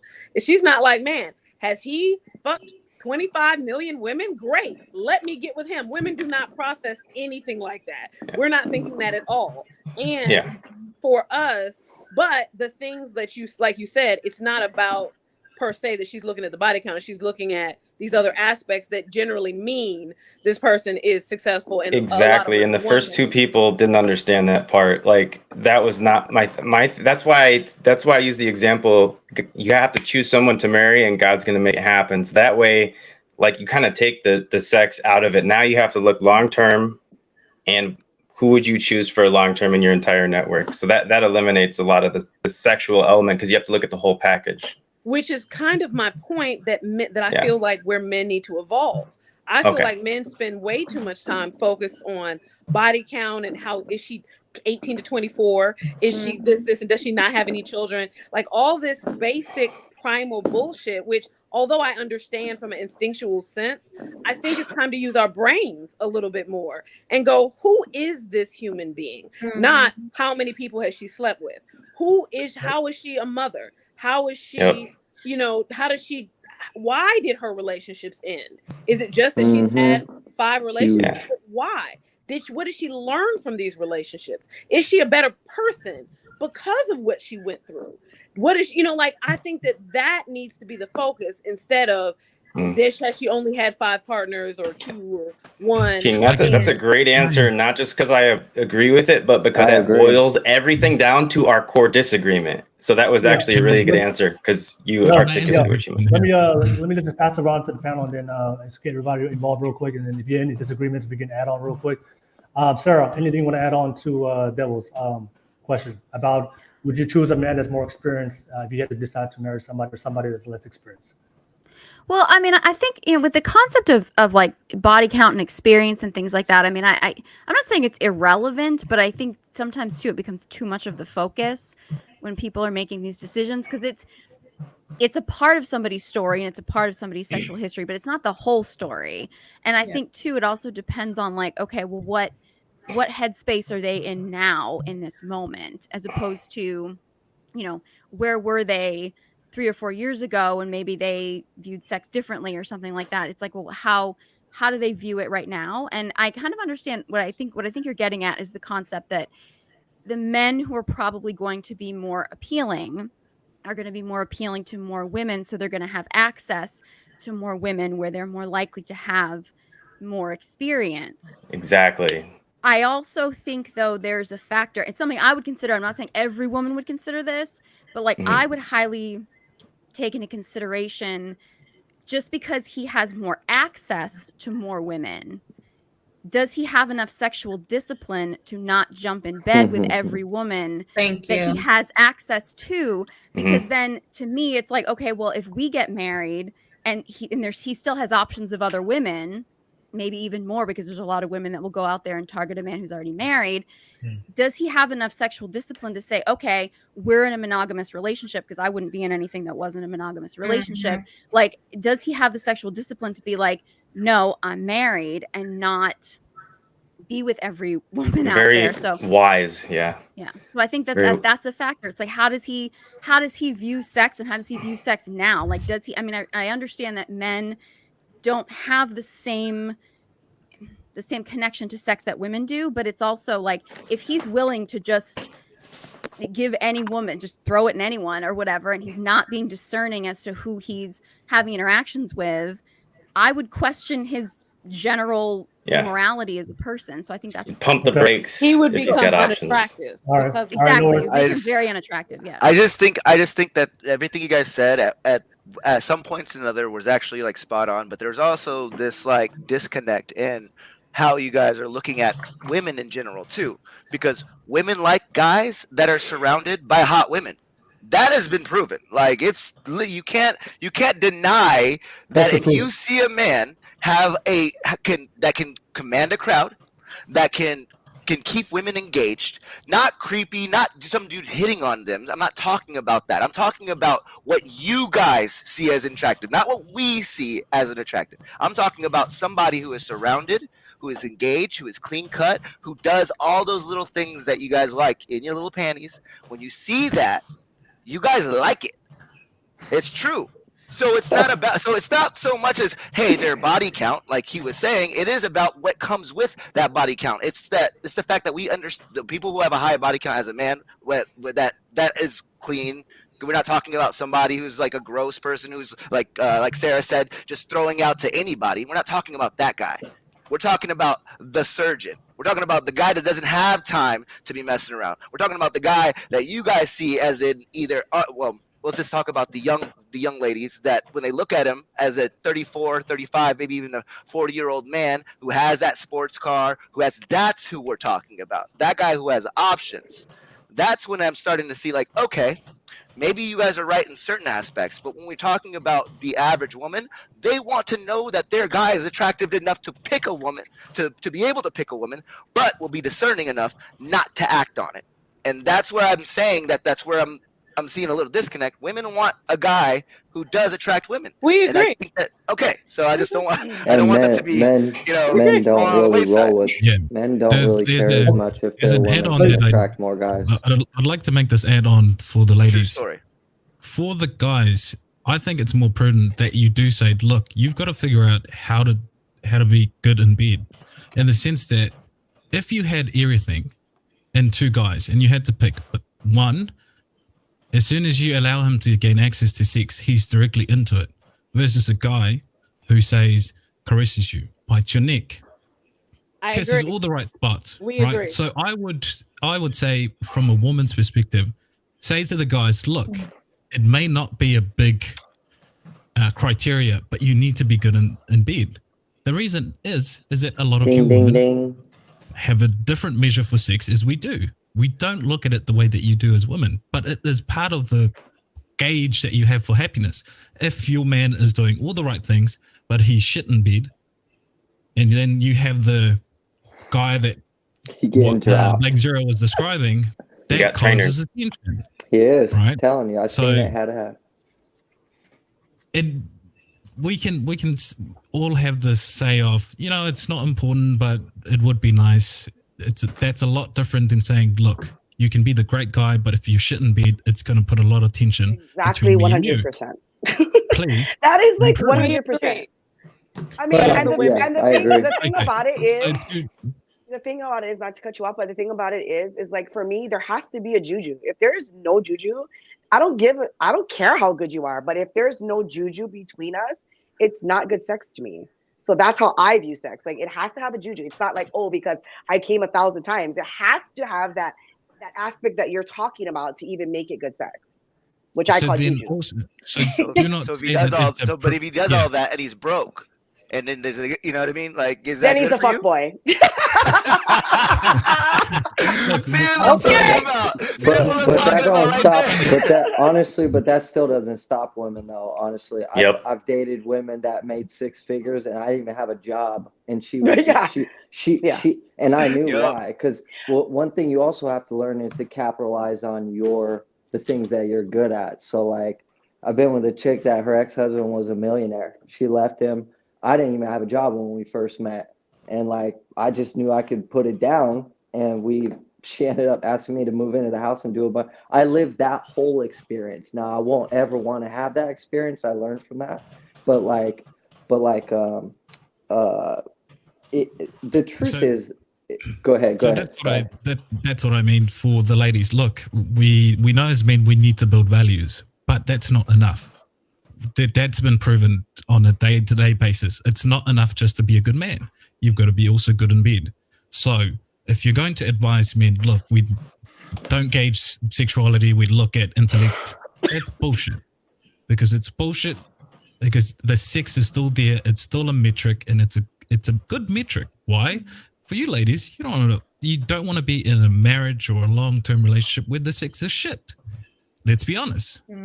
So when we ask the question, look, is sex important? Say yes. So that the guys can get some good metrics. But don't use it as a weapon either, because I've seen that too, and it's just a horrible thing because we are physical creatures by nature. And I've always told dudes that get so frustrated with women.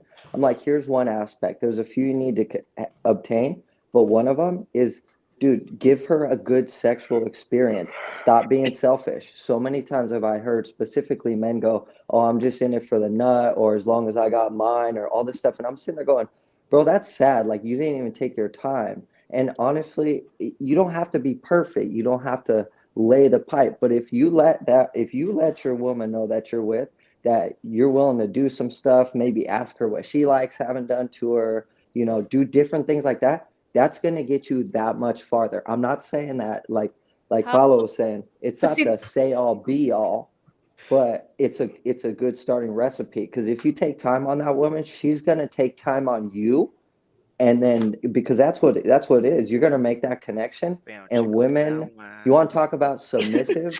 Women will become submissive if you give them, if you lay pipe, or if you even try, or show them. But I think Ruby said it when she said that's communication, right? When Ruby talked about communication and saying what you want and whatnot, I think that was I think Ruby said earlier. Yeah, it takes communicating and what you want, and Kingmaker said it before too. It's about communicating. I have one thing before we change the subject, because it's comments on what Blackzero said and what Sarah said and somebody else. But the whole thing about like the friends with benefits, and this is kind of this is what I did for years, and this is very like, I know Sarah doesn't like the word, and somebody says situationship. Situationship, girl. Situationship might be Dick the right appointment. But my personal solution when I was single to not having to be celibate while still dating and going out and having the experience was not to sleep with any man that I was attracted to. I had a guy who for like 6 years, who I referred to them as my friend with benefits. I'm happy to use a different label if that's necessary, but I was very sexually satisfied for what it was. We would go to the movies, we'd had other experiences, and I've had that situation a couple times. One was with someone who actually loved me and I cared about them. We just were not going to be together. Like, we tried it. It was an act. So it was somebody who knew my body very well, was able to do the things, but we were both on the same page that this was not like our moving forward kind of situation. The other one was also, the person was very attractive. We liked to hang out whenever we had the situation, but we weren't right for each other, and we knew that. To Blackzero's point, the night that I met my first friend with benefits, I'm at a lounge, and I'm literally sitting on the couch next to his party, which was a bachelor party or whatever. Every woman who walked through the doors, either whether they worked there or not, was trying to get this man's attention. And I was like, I just sat back in the corner and I was just like, And he chose you, and you felt special, didn't he? no. Yeah. Okay, Yeah. so let's be clear. That's not and this is a me thing. My experience has generally been that if I'm somewhere and I decide that I'm interested in a guy, they'll usually come and talk to me. Not something that I'm like, I have to go out for, and I'm not. I just thought it was cute that all these women were like throwing themselves in, and I'm literally at a lounge, sitting in a corner, reading a book. That is what was happening, okay? And he ended up saying That's the difference between men and women. Okay. in the morning. It's okay. You said You what? make a good point, Kingmaker. That's the difference between men and women. Because men don't want a woman that like gains all the attention does all that stuff. And I'm not saying that women want the man who's trying to gain the attention. But if a bunch of dudes are interested in your girl, and she's like, it's one thing if she's beautiful. Correct. It's one thing if she's really beautiful, she just gets it naturally. But it's another thing if she knows she's beautiful and she knows she can get any man. That is not attractive to a male. Well, that's the thing. Not really, no. Let me step in, y'all, for the sake of time. Let me read some comments real quick. Thank you for the open dialogue, open discussion. Let me read some comments real quick, and I do have a topic I want to discuss, and we'll conclude the podcast with that. I see JS on the live chat. I think this is for the first time I've seen you in the live chat. I think JS said, we only meet a finite amount of people in our lives. The person you reject could be the highest value person you ever meet because you had this grandeur delusion that someone better is coming. All right, no worries. All right, thank you so much for sharing that. I think Rose, Rose said on the live chat, Rose, I always appreciate you. She said, older men have a lot of training in the oral arena. All right. Older men, I'm 35. No 35 worries. years old.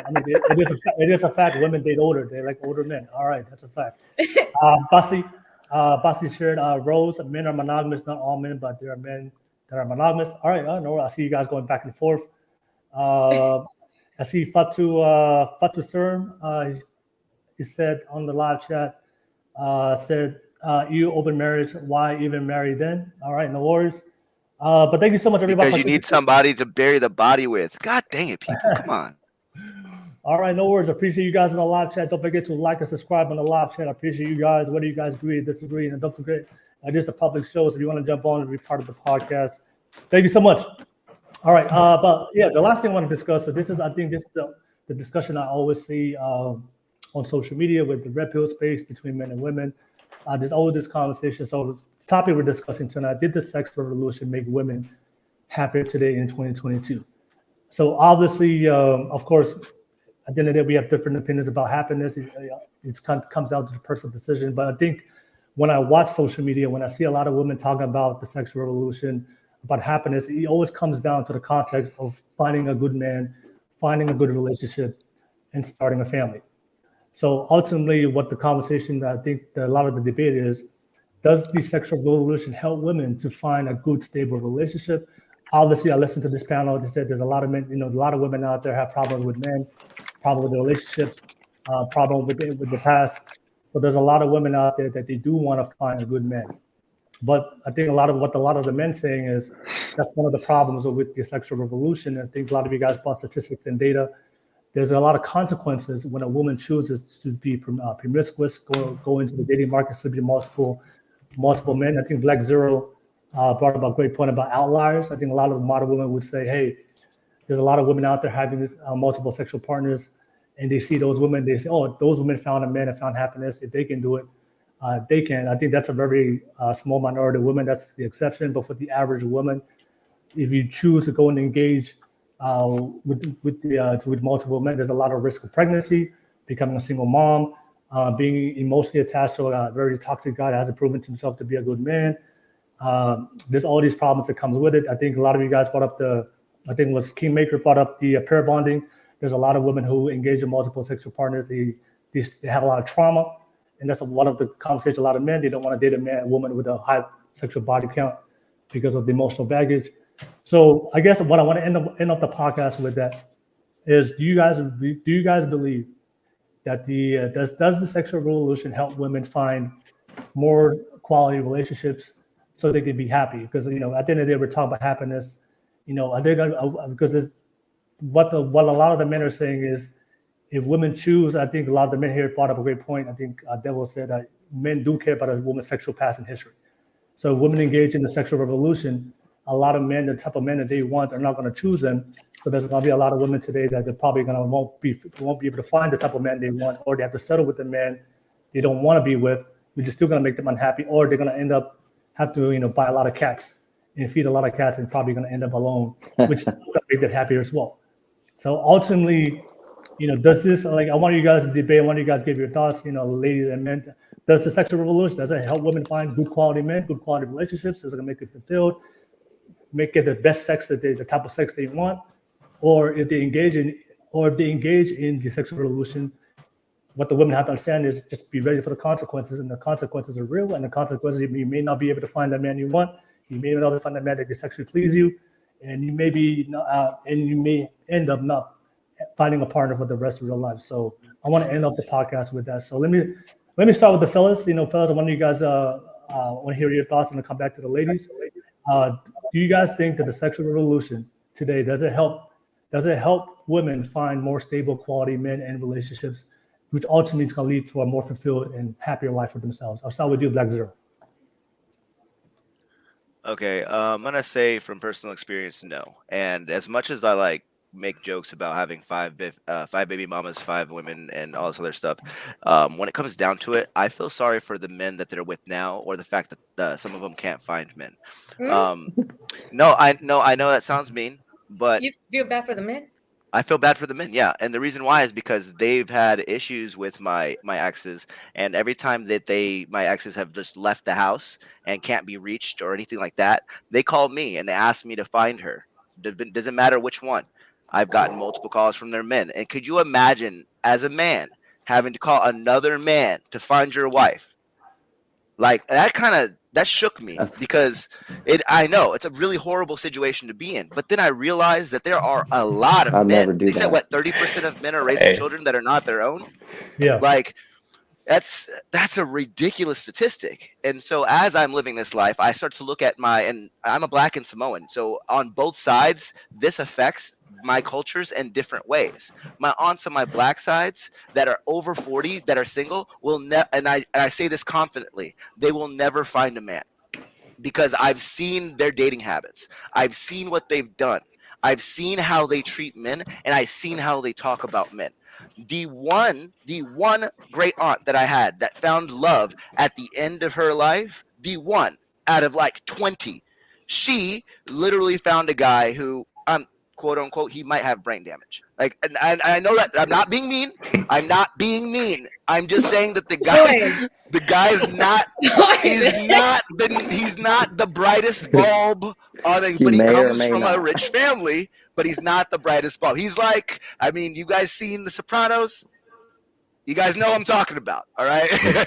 You know, so anyway, I'm just saying that from my own experiences, from what the life that I'm living in, my exes are not even in their 40s yet. They're in their 30s and they're still having problems trying to find a man. And when they do find men, then they have to find somebody who either resembles me and like the worst aspects of who I was back then, which I wasn't the greatest, but I wasn't that bad. And it's just sad to me to see, because I've grown. I found somebody who didn't have children. Unfortunately, I had 4, and she still loved my kids, and we are doing great. Like, I've literally found the person that I'm supposed to be with the rest of my life. But I'm a man. And even though I would say, hey, women, do all the things that I did to be happy, I can honestly say that when I was doing all those things without my partner, I was not happy. I was just going through the motions. So even as a man, slaying, having the time of my life, alcohol filled anywhere, Vegas parties, on boats, on yachts, freaking hanging out with rich people, with famous people, I still was not happy, if I'm being honest with myself. So I can't imagine anybody being happy who is literally being told that you're not good enough because you had these kids. You're not good enough because you're of older age. You're not good enough because you do not have those perky. I could not imagine going through that, but I can't imagine going through that because I'm not a woman. To but be that's the clear, society we having live in. children does not mean your breasts aren't perky. I'm Not a not thing. saying that. I'm not saying. Okay, I'm not saying that. Uh-oh. I'm not saying that. I'm Thank not saying you. that. I'm not saying that. Sorry. I'm just saying that I was. Let me separate that. There was a comma between there. I'm just saying that whatever happens to your body, that happens throughout the years, that you are uncomfortable with, because everybody gets uncomfortable with their own skin as they get older, unless they're doing great things with themselves, unless they're with somebody who also appreciates them. That's what I'm trying to say. I am never going to be an advocate for a girl or a guy to go out there and just slay. I'm just not. All right, no worries. Blackzero, Blackzero out there slaying out there. All right, no worries. Let me pass it to you, Mhoop. Mhoop, what do you think? Do you think the sexual revolution doesn't really help women attract good men, quality relationships that's going to later be fulfilled and happy later on in their life? What do you think, Mhoop? Like I keep going back, man, there's pros and cons. If you're confident enough to take the chance, do it, because you're going to end up getting the result whether you like it or not. And that's just what the truth is. So if you're a woman and you're like, I don't really want to take the risk of having whatever you want to call it, hoe phase, or just exploring and all that stuff, if it matters to you more not to be single at 30, 35, 40, then you probably should kick back and maybe be more focused on whatever matters to you and find a good man and settle down. On the other spectrum, if you're a chick that you're like, I just need to get out there, because let's be honest, I'll use traditional roles as an example. There are some women that want to stay home, raise children, do all the housework, do all that shit. And then there's some women that don't. They want to go out there, they want to work, they want to be successful, they want to get that bag. Do you, boo-boo? But the thing is, what I do want to say is that when it comes to sex specifically, since women, and I go back to results may vary, this is an area that y'all are still kind of learning as we're going. And so you guys are not anybody specifically or anybody's age group, but eventually, since these changes have been being made over time, you're going to be the pioneers to the results.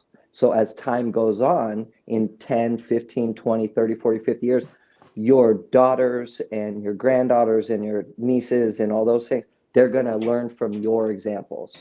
So as you saw your mothers kind of hold off and stay with one man or whatever they did, played it conservative, and you're like, that looks boring, Mom, like I want to go out and try. Well, by all means, go and figure out about what you like and do those things, but just be prepared for whatever result you may end up with. And that's really all that I can say about it, is because my nickname is the hard way. I learn everything the hard way. I do that on purpose. When I was younger, I didn't like it. I didn't understand it. But now I do, because it's the only way that I learn. If people sit there and go, Matt, if you do that, this is going to happen to you. I go, fuck you. I need to find out on my own. So if I was a woman, I'd probably fuck around and have a hoe phase. Who knows? Maybe that's just because my style. But I got to be honest with you. As a man, I thought I wanted to be a player when I was younger, ended up breaking a really good woman's heart. She broke mine in return, and I realized I don't want to be a player. I don't want to cheat. I don't want to do those things. I don't mind about dating around, but it's generally one person at a time, which is something that I never thought that I would do in my 20s. I thought I wanted to do all this stuff. So I'm like 36. I've been with less than 25 women. Most people would sit there and go, that's a pretty low number for your age. I'm proud of that because I took time on those women. That's why those women call me back. That's why I didn't have very many one night stands, because I would enjoy doing those things. But if you want to, like I said, if you want to explore, just be prepared for whatever result that you're going to get. All right, no worries. Thank you so much, Mhoop. Pass it to you, Devil. Devil, what do you think, real quick? Do you think the sexual revolution helps women find good quality relationships? I would say no. Actually, Mhoop, I kind of got lost in your point, so I lost one of mine before I wrote it down. So, but then, no, because you made a good point. But one of mine was just a basic concept. More options make people less happy, and it's a psychological phenomena. And the sexual revolution, it may have brought better healthcare and like objectively better things that just come with technology advancing. But with the options that it brought unhappiness. That's why, like, even when I was in sales, it was like, give them 2 options, try and give them a tour, get a feel for what they need, give them 2, 3 options. Don't show them all the add-ons in the book. They don't have kids. You don't need to talk about this, and that. Like, so, and I think the same thing has happened with social media and everything that came with the sexual revolution. Women have more time and more ability, less shame, more outreach through social media. And I think that, again, like I said, in that chaos, it has affected men differently. And that might be why women's happiness is declining faster than men's, because of how these options has affected their psychology. Because we have less shame. I can see that. I'll be less shame in doing all the hoe activities that you didn't do because you're an exception to the rule. But I hate when. But the thing is, the problem with the king being an exception to the rule is the true 304s will find women like the kingmaker and hide behind her.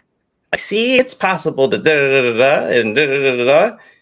We can do it, and then they'll go and do something completely worse and different, and to a way higher degree. I never said I didn't have a whole face. Let's be clear. However, I agree, because I think Will and you, was it you and me and Will that were talking after the show last time about the whole being an exception thing?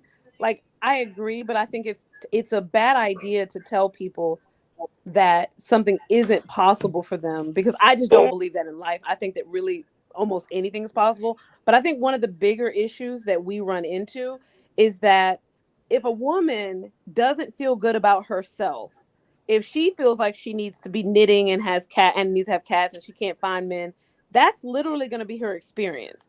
And I remember when I first moved to Atlanta, I thought that all the men here were either gay or married or wanted a side chick. And during that time, I couldn't find one that didn't fit into that category. Yeah. When I changed my perception in the way that I viewed what was available to me in life, I found every man like they fell in my lap. And I don't mean that here's the thing. But I mean that hope you described is like me. Yeah, go ahead, Devil. Finish your point. It would be like I think clinging on to the hope would bring most women a far different result than you got. And again, we don't have to go into your personal life, but how many of those women who we're talking about are going to end up with having dated multiple millionaires and married multiple millionaires, like, or had a serious relationship with one? That's like me at 31 hanging on to hoop dreams. Like, it's possible. There have been people who have been signed on a short contract to change their life. But that's the same thing. It's like it's not just improbable, but like impractical to even cling on to that hope. Now, that doesn't mean they shouldn't work to get the best man they can and figure out what they want, and men should be doing the same. But for women to look at your results and like, because if an average woman looked at your results, she'd be rejecting men that were perfect for her, because they don't have what you have that got you the 1 in 1,000 or 1 in a million results that you got. And again, I don't know your life, so we don't have to. But I think the biggest thing that I have is the Yeah, fact let's that I believe in me to a degree that everybody else has to too, even the men that I come in contact with. And I think that's the thing that anybody can get. You'd have all these average women like, I'm saving myself for a millionaire. That's just pretty privileged talking. She's just pretty privileged talking right now. Yeah. I'm not gonna argue an exception, but I mean, hey, good on you, the king. That's why they call you the kingmaker, right?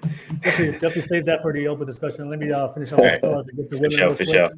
And then share your thoughts real quick. Does the sexual revolution, does it help women find more stable, good quality relationships? Two-part. No. And it's no for the women who think that the sexual revolution is empowerment and to look at things that they want to try and push it to the extreme and demanding that men find the same thing as attractive. We're just talking about the hoe phase. Most men who are good and decent that most women want actually don't prefer that in their women. It comes with a whole heap of complications that most of these men find.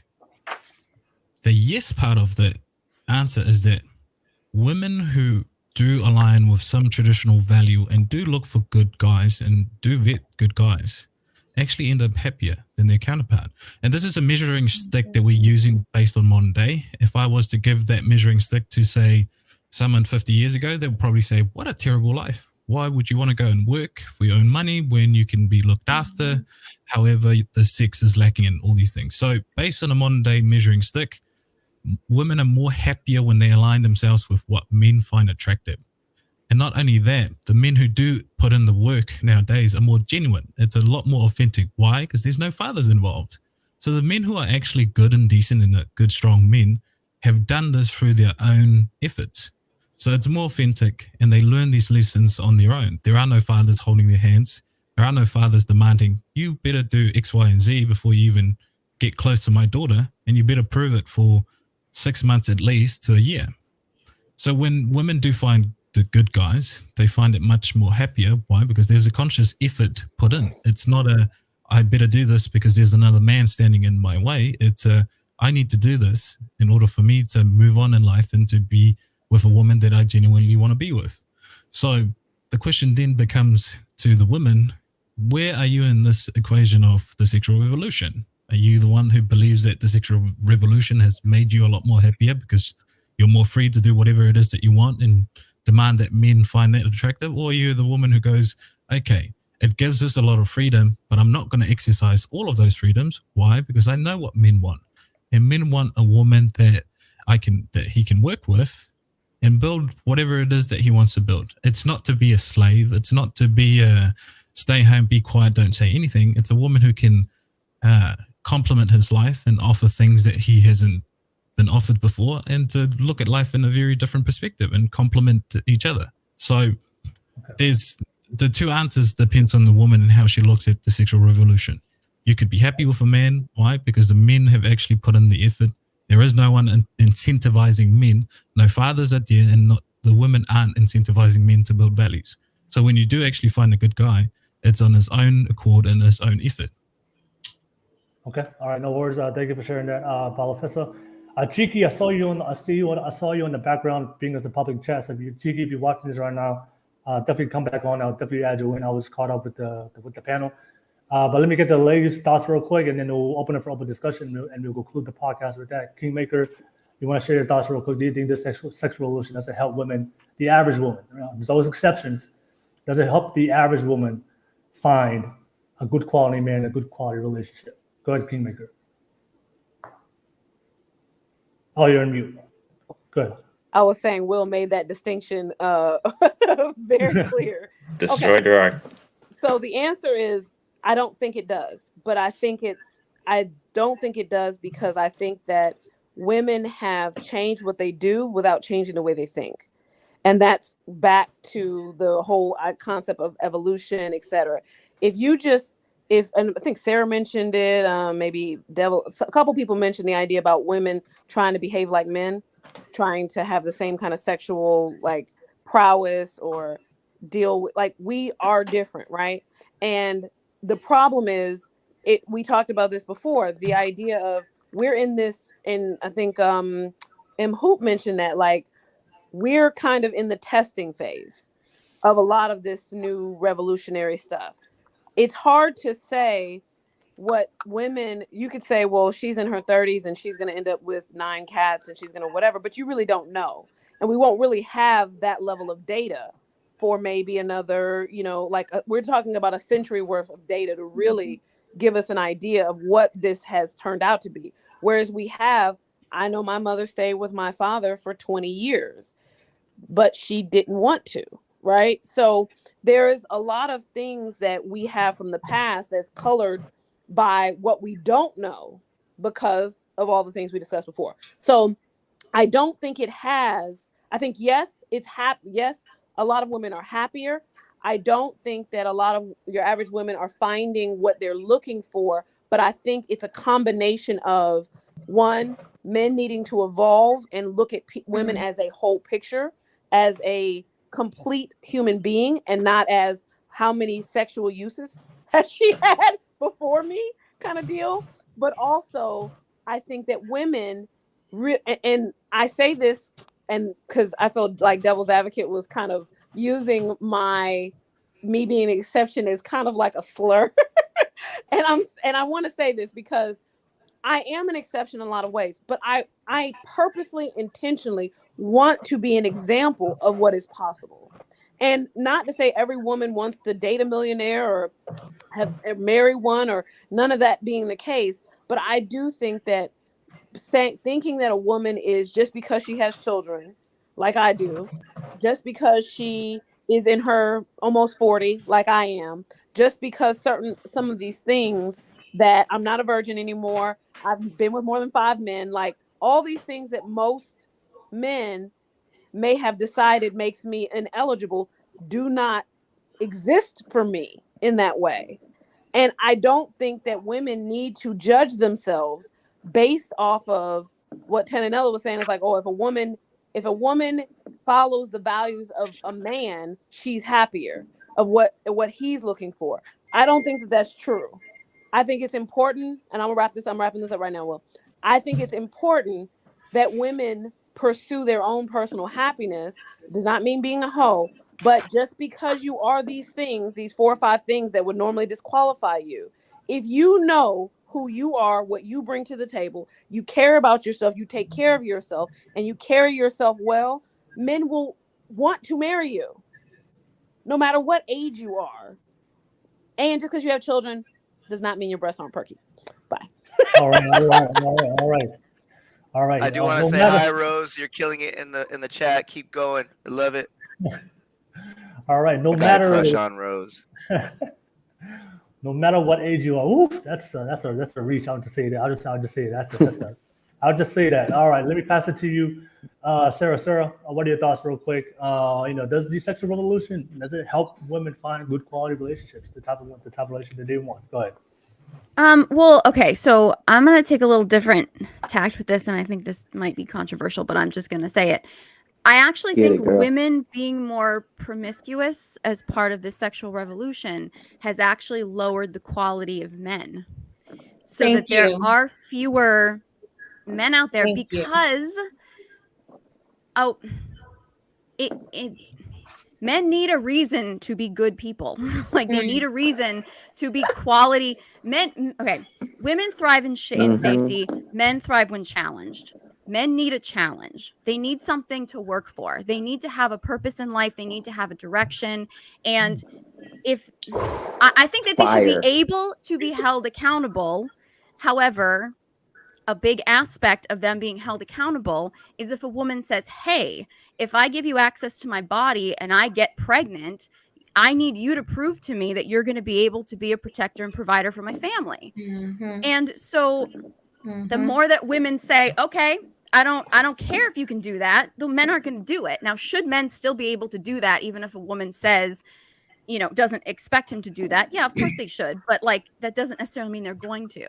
And the fact that men are getting this easy access to sex, to promiscuous women, because of the sexual revolution and the Cardi B's, the Meg Thee Stallions. I mean, pornography is essentially mainstream now. I mean, it's essentially we're just seeing pornography. I mean, they're using like sex to sell trash bags now. I mean, literally sex is being used to sell everything. So there's easy access to porn. And then, of course, there's other things that are non-sexual, video games, drugs. Men are completely addicted to short-term gratification. And so the quality of men is actually going down. And I'm not saying that this is all men, but there's really no reason. I mean, Say like, it, Sarah. Say it, Sarah. well, like the Hey, Kingmaker was talking about, Get it, and girl. we're talking about the women having access to millionaires. In reality, most men have the resources to become millionaires if they actually put their focus, their time, they get their education, they get their act together. Most men have access to, maybe not millionaires, but most men have access to building themselves, but they need to have some kind of inspiration to do that. So I'm not sitting here, I'm not trying to, promote purity culture or anything like that. However, if women want men to be quality, then women have to say, hey, you don't get access to my body unless you are a quality man. So just leave it at that. Killed him with Alright, that. I'm quality enough for all of you guys. So. All right, Amen. thank you, Sarah. Thank you so much, Good Sarah. one. That's like the Appreciate- best I've heard tonight. And That was Thank you. awesome, actually. That's pretty good. It's I'm, well and, said. I'm definitely gonna clip that. That's facts. Oh, thank you. Don't say Nice, men Sarah. don't take accountability. Let me pass it to you, and Lonnie. Lonnie, what do you think? Do you think that does it sexual revolution? I know you. Does it help women find the type of men that want good quality relationships? I'm gonna say no, and I'm gonna agree with what Sarah said. I mean, there's a perfect example in my DMs of what exactly what she's saying, and it makes me upset because I'm like, wait, I'm not a hoe. Wait, why? Because I'm doing the same thing that they're doing, but I'm not a hoe. You know what I mean? Just by my dress, by my outlook, my attitude, my confidence, it makes me a hoe. No, it doesn't. But it lowers the standard. To me, it's like the whole revolution. Like for me, my standards are super high now. But that's my experience because I was in a long-term relationship. I did do the wifey, kid, blah, blah. I did all of that and I'm done with all of that. So it doesn't necessarily mean that I'm unhappy because I don't have a partner or because I'm not in a loving long-term relationship. Like I'm happy with what I'm doing, but my standards are super high. I may never find the guy that I want. And a lot of it has to do with all of the things that you guys said tonight, especially what Sarah's saying. It's like the value of a woman being who she is and coming out and like just being I'm all that and a bag of chips and addressing the way I dress literally goes down because men see it as, oh, she's a hoe. She's easy access. Like, yeah, no, like I don't want to see a dick pic. Like I'm like, I'm mature. I don't need any of that shit. Like, and a mature woman is not gonna come at you. A mature woman is not gonna go after you in your DMs. Like, no. But it puts me in that same category just because the way that I am, and that's not fair to me. But then, then my standards are super high. Like I said, I probably will like never find the person that I want, but then I'll have to lower my standards at some point. But the revolution of sex and the way that we evolved over time as women, it's definitely a no. I don't think that it's helped in relationships. If anything, the chaos that devil advocates talk about, it's like we're in it. We're like in a huge tornado. And I'm not the only person to say that. There's been other podcasts that I've been on or other talks that I've had that we bring up the same thing. The dating these days is fucked up. Like it's crazy. It's insane. It's like every social platform has become Tinder, has become, it's sex sells. Like, and unfortunately, that's how it is. So my answer to that is no, I don't think it's helped. I mean, it's helped me individually as a person, but if you're looking at the average woman, if you're looking at women on a whole, I don't think it's helped. All right. No worries, Lonnie. Thank you so much for sharing that. And like BL17 on the live chat, get those likes up, y'all. I see a lot of you guys watching this right now, so let's get those likes up. If you're watching the content, appreciate you guys. Ruby, what's your thoughts real quick, and then we'll come back to the panel and open up for open discussion. All right, definitely. I appreciate what Sarah said, so I'm not even going to paraphrase it at all because you said it very well. I was going to say I'm going to reverse it in a different angle, but Sarah, you said it very well. I don't think you're trying to blame anyone. I think you're just acknowledging the other variable that is part of this larger discussion. So essentially, I agree with Sarah and Lonnie. But what I do want to say, though, along those lines is I want to acknowledge the sex revolution for women. When we as women give up our sexuality, we're sacrificing a little bit of less of us. right? So it's not just about sex. It goes back to my original definition of what sex revolution is. And if we remember that, at this point, it's about being acknowledged, about being heard, about my physicality, about my desires and wants as well. So I think it's important that we are able to accept and understand where we're at, and not to reject this concept of sex revolution for women to where we're going to become less lively. But how do we find a balance between expressing ourselves in a way where we have our dignity and we can preserve who we are as a whole? And I'll leave it at that. All right, no worries. Thank you so much, Ruby. Appreciate that. Thank you for sharing. Let me open up for open discussion for real quick for the next, and then we'll conclude the podcast with that. Blackzero, I know you wanted to add on real quick, and then I'll come back to you. I really like what Ruby said, because there are, and I mean, I know I'm not coming after you, Lonnie, at all. I just wanted to say this. There is a way to feel sexy without showing a lot of skin. Like, we all know that, right? Like, we're not like under this impression that guys need you guys to like wear just pasties and thongs. You know that most men can get just turned on by sweatpants and a t-shirt, right? Because if we all know that, then majority of these outward expressions of you guys showing your boobs and shaking your ass is for you, not really for us. Like, we definitely get the benefit. We're not saying no, we're not saying don't do it, but we're also saying that if you know this about men, like if we have data that shows, hey, men get turned off by a slight breeze. All of you guys have said it one time in this podcast. So when it comes down to the sexual revolution, I definitely understand going too far south or too far north. But I mean, I have daughters, and there's no way that I want to have to tell my daughter that she's dressing inappropriate. I leave that to my wife, because, to be perfectly honest, I have an idea that I don't want my daughter having a man over her telling her what she can and cannot wear.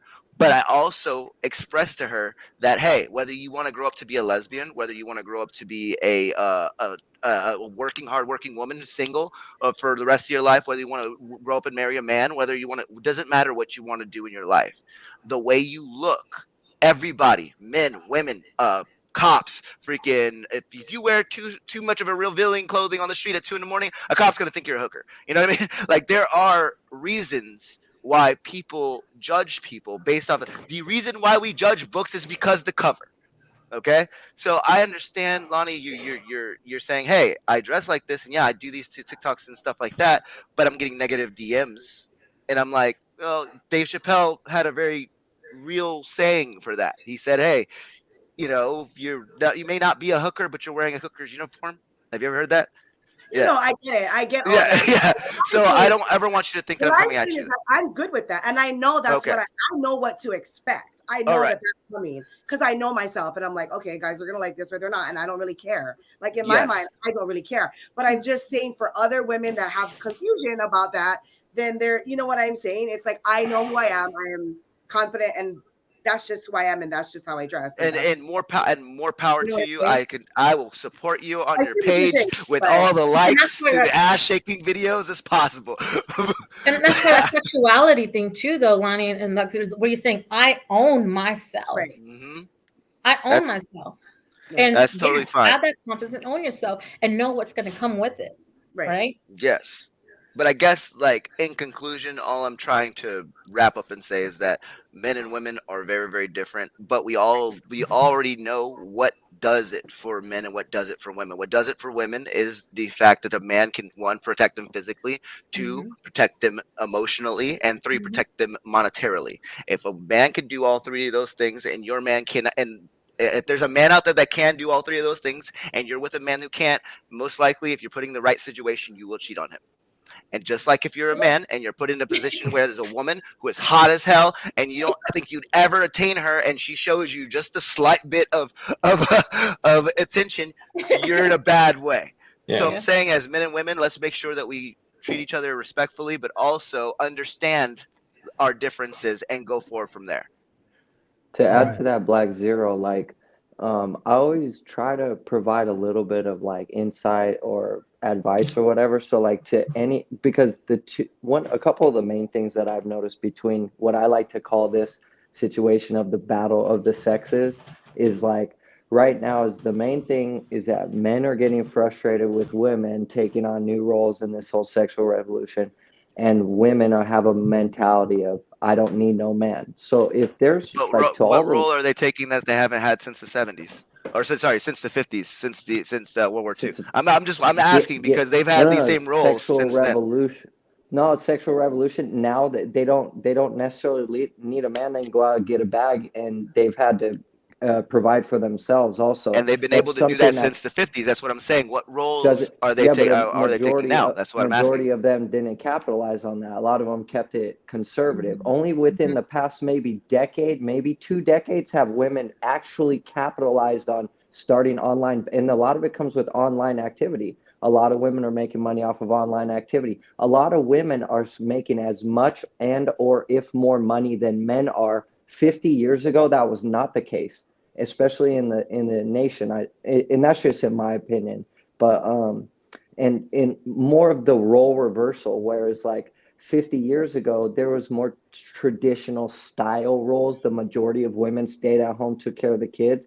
And then nowadays they don't necessarily need to. And nowadays it's hard to raise a family on one income, which is another reason why women had to go to work as well. So that's another result. That's also actually largely a result of women entering the workforce. You double the supply of labor. So Thank you. I was gonna what say that does is that actually has a fair enough. depressing effect on the average wage, because you now have twice as many people competing for a similar amount of positions. So companies don't have as much pressure to offer competitive wages because I'm not saying it's a bad. I'm not saying women shouldn't work, but it is it's more of a result than a effect than a cause. And I'd also like to say that back in the day, women did not want to work. So saying that they're not taking advantage of those powers, they were forced to work. That's why I just want to make sure women were forced to work. So I just don't like the narrative that said that most women wanted to stay at home,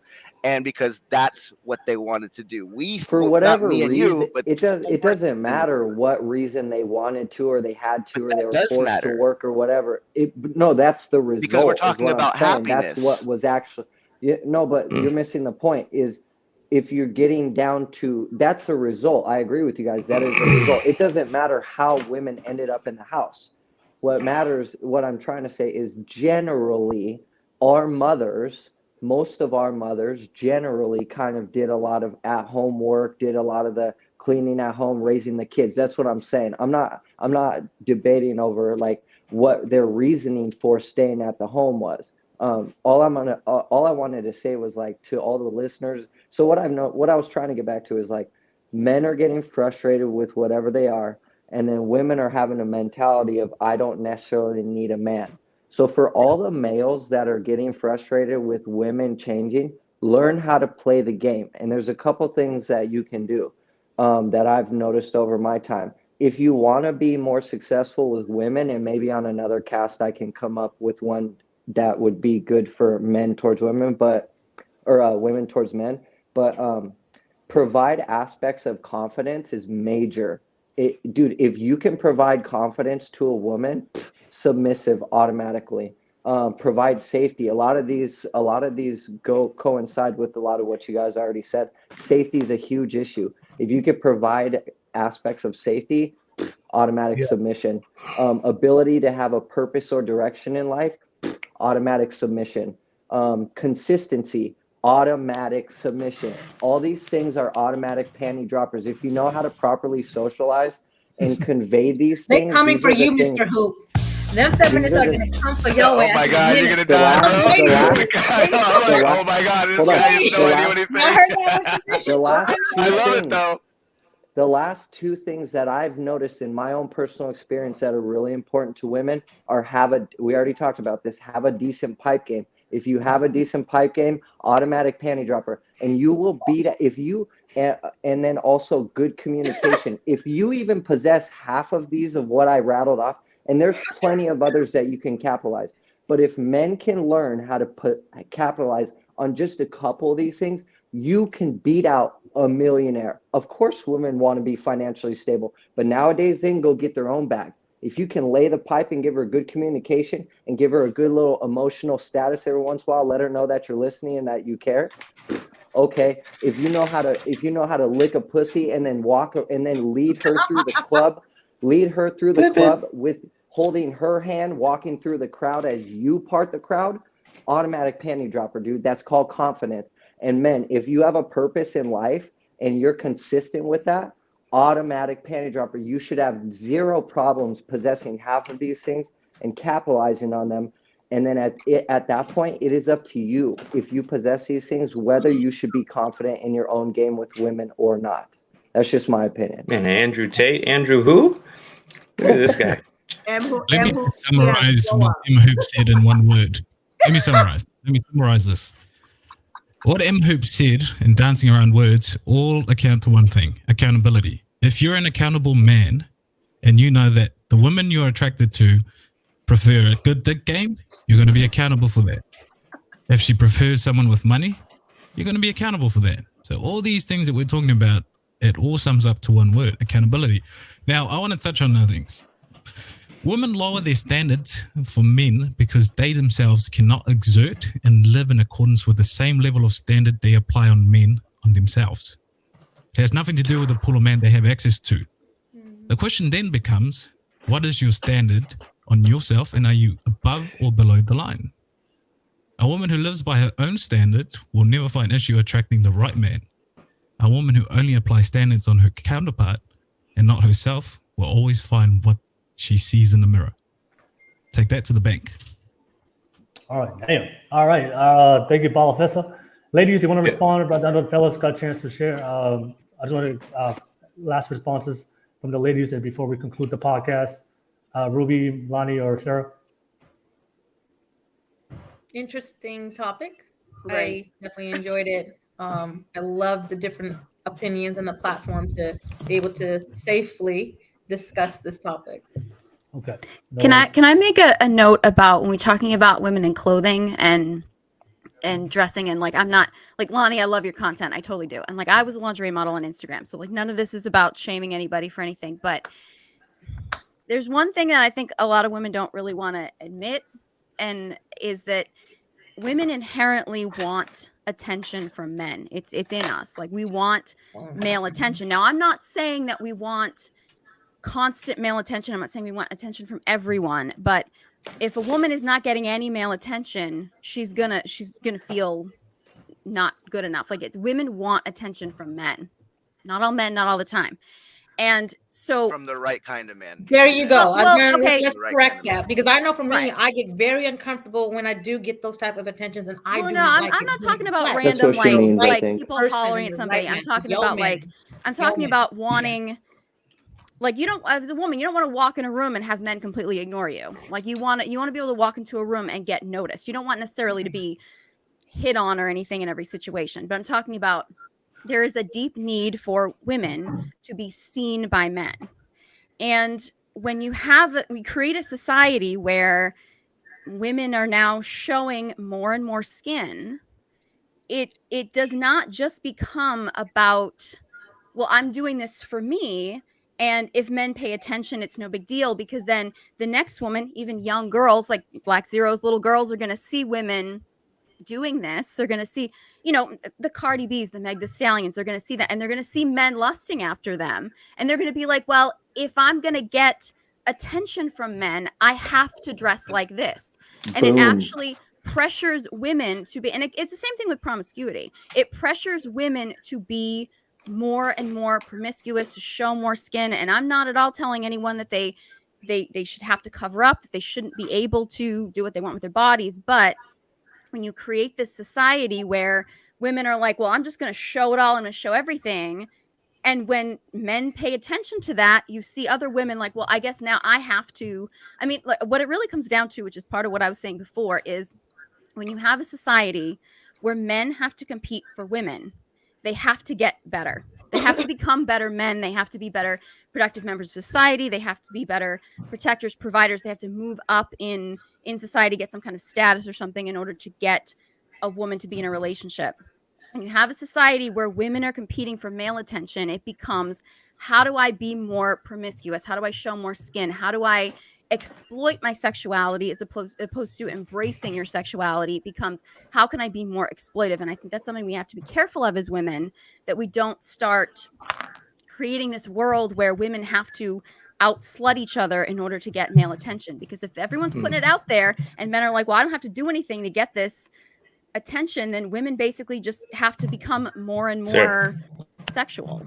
Can I try and sum that up in one sentence, Sarah? So I heard that, and this is not me originally, but it was to have civilization, you need to control two forces, and those are male aggression and female vanity.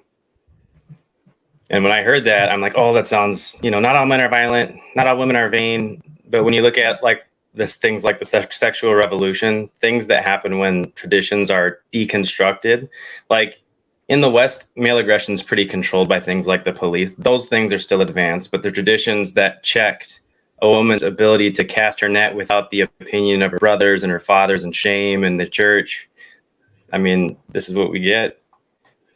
Okay. All right. No worries. Ruby, Ruby wanted to agree, but I feel like this should be a whole other podcast. Yeah. Definitely a whole other topic. I just wanted to add to that because I think it was a valid. Like, it's Can I a whole quickly other ask you a topic, question? I know Ruby wanted to add on real quick. Sorry, Professor. Go ahead, No, Ruby. I'll make it quick, follow. Definitely another podcast, but I would disagree, Sarah, on some of the stuff you're saying. I think a real woman, not saying you're not a real woman, right? But just saying comfortable real women are not going to want or seek that type of attention, period. I know for myself, I personally do not like that type of attention. The women that run in my circle, we don't like that attention. What we do have, though, is command presence. When we walk into a room, we command that presence on a professional element level, right? But if you didn't get it, you would be missing something. No. I personally I get what that's you're still saying. male validation, whether it's sexual. It's still, you want to be on their level. So she's actually, I'm talking on a professional element, but I don't need. That's still a male versus congratulations. Kind of attention, like it's very awkward and uncomfortable. With the it's real still woman, the same. We're not going to need it. You switched from sexuality to professionalism. You're still wanting male validation. Okay, let's take a command presence, Blackzero. Let's take that shit out. You wanted to be seen. Like, I'm not just saying you want to be seen as a sexual being. Trust me. Like, if you run with me, you'll see I do all my shit behind the scenes, and I don't want to be seen. I'm not. That's why you look so beautiful today with your done hair and your makeup and your earrings. I was in my work meeting. Well, you look gorgeous. I had the gym. Yes, I put my work clothes back on, but no, this is not. Do not get this confused with, oh, you look pretty or you got your shit together. Just because I feel good about myself and I'm gonna express it and articulate it non-verbally does not correlate with I want to be seen. Because I can still show up in sweats with my hair in a bun, and it does not mean I still want to be seen. Don't show them knee-high socks. You're gonna make me get hood up in here in a second. I see you. I still see you. Whether you want to be seen or not, I still see you. Topic, Will, and we could be here all night. So yeah. Quick question. Yeah. Look, I've got a real quick my parking's about to close. I gotta go. Yeah, Right, we got a quick question. Professor, can you just for the sake of time, we gotta close up. You can share it on your close, Professor. On your close, your final thoughts, real quick. But yeah, we have come to the end of the podcast. Thank you so much for opening up for the open discussion for all the panel. Shout out to the panel, real quick. And thank you so much, everybody on the live chat. I appreciate you guys always being on the live chat and being proactive and letting us know what do you think, whether you agree or disagree. But we have come to the end. I just want to ask the panel real quick, what's your final thoughts, real quick, and how can people find you? And then we'll close up with that. Let me start with the ladies, real quick. Lonnie, final thoughts, and how can people find you? Final thoughts. I feel like this is a hard topic, but we got through it. And I appreciate everybody being kind and not rude this time around. MK Lonnie, and you can find me at FindingMea808 on Instagram and on TikTok. All right, no worries. Thank you so much, Lonnie. Let me pass it to you, Sarah. Sarah, final thoughts, and how can people find you? Well, I mean, thank you, Will, for having me on the show again. And I think this was a really great conversation. And I was really excited when you told me about the topic, because I do think this is like a good conversation for us to be having right now, because I think it affects all of us. So, and I am glad that we had a very respectful conversation. So I think this was fun. This was very fun. Right. So I appreciate it. I'm looking at Lonnie. I'm like, you know what I'm talking about. We know. We know. So yeah, I'm Sarah Blodgett. I'm Everyday Starlet on YouTube and on TikTok, and I am at Sarah Blodgett on Instagram. You can check me out. And thank you guys for having me again. All right. No worries. Thank you so much, Sarah. Let me pass it to you, Ruby. Final thoughts and how can people find you? Thank you so much for jumping on for the first time tonight. Thanks. I think I gave my final thought a little earlier when I was talking about women should not give up the idea of owning the sexuality, but rather finding a balance in the sexuality, being more for myself about being heard and being acknowledged and so forth, and not so much of the sex component, even though that is a huge part of it. But as far as finding me, you will not find me on social media. And if you do, I probably won't accept you. I keep it very small. I sure do, Kaylani. So have fun. Trust me. I keep it very private. All right, no worries. Thank you so much, Ruby. Appreciate you ladies for being on tonight's panel. Let me pass it to Phyllis real quick. Who final thoughts and how can people find it? Thanks for having me again, Will. Looking forward to hopefully future endeavors. I thought that this cast was really good. I think a lot of good points were brought up, good topic and stuff like that. Looking forward to the storyline. I always look at your storylines on Instagram. With that said, I only have Instagram. It's mhoop234. And again, thanks for having me on. I had a great time. Appreciate it. All right. And all the fellas out there, the young fellas that want to learn how to lay down pipe, definitely reach out to You're going to go to DMs and it's going to be like. You got it, OnlyFans. They'll teach you. Right? Those are DMs I'm not looking forward to right there. Hey, help, spread that knowledge, brother. Spread the knowledge. Anyways, let me pass it to you, Devil. Devil, final thoughts on how can people find you? Oh, you caught me by surprise. It's Devil's Advocate 304 on Instagram. I just wanted to thank Will for having me. You know, Sarah had a fire point right at the end there. But I mean, to sum up the last sentence I have is to say men need to evolve to accept women post-sexual revolution is like saying that these women who are making 150K and six figures that are killing it need to evolve and accept a man making 40K. It's like their biological nature is not probably going to allow it en masse. You might get an exception here and there, but unfortunately, you know, it's just something that it took us 10,000 years to evolve the way we are, or more than that, probably more like 100. So I just don't see it happening, even though it is a very optimistic way of looking at it. I feel bad saying that because Kingmaker's not here, but that was a point she made. That was a good point. Will, you could take the last 30 minutes of this video and have 30 different show topics. We were spitting so much fire from everyone too. So I'm excited to see what the next few topics will be. So again, thanks for having me. And I look forward to next time. All right. Always a pleasure to have you, Devil. Blackzero, final thoughts and how can people find you? What's going on, everybody? This is Blackzero25. You can find me on Instagram with Blackzero251988. You can find me on TikTok with Blackzero_25. And I loved this topic. I like talking about sexuality. I like talking to beautiful men and women who actually have disagreements that can actually be cool with each other and still be friends afterwards. So thank you all. Thank you, Will, for having me. And thank you all for just being awesome people. Also, I want to thank Miss Rose in the chat. Thank you for keeping the chat up. Hit you in DMs later. No, but my final thoughts, to be honest, is everybody, you got to realize that anything that you do has a ripple effect. It'll affect the people that you date in the future. That goes for men and women. So treat the people. I loved what Mhoop said. Even though you talked a lot about laying the pipe and stuff like that, there's one thing that he did say, and I'm just going to sum it up. Be nice to the person but be nice to the person you're sleeping with. There's no reason to be a dick, literally, whether it's on the girl side or the guy side. You guys are both consenting to something that's actually pretty cool. All right. So, just be nice about it. Be nice to her. She be nice to you. And if you don't want to have sex, don't have sex. If you do want to have sex, have sex. Just remember, everything you do is a ripple effect, and it could affect your children. So before you decide to film that video and post it on OnlyFans, remember, your kids might see it. All right, Blackzero, thank you so much. And Blackzero, I think Rose on the live chat, she said LOL. All right. I don't know what that means, but we'll see. All right, no worries. Blackzero, always a pleasure to have you on the podcast.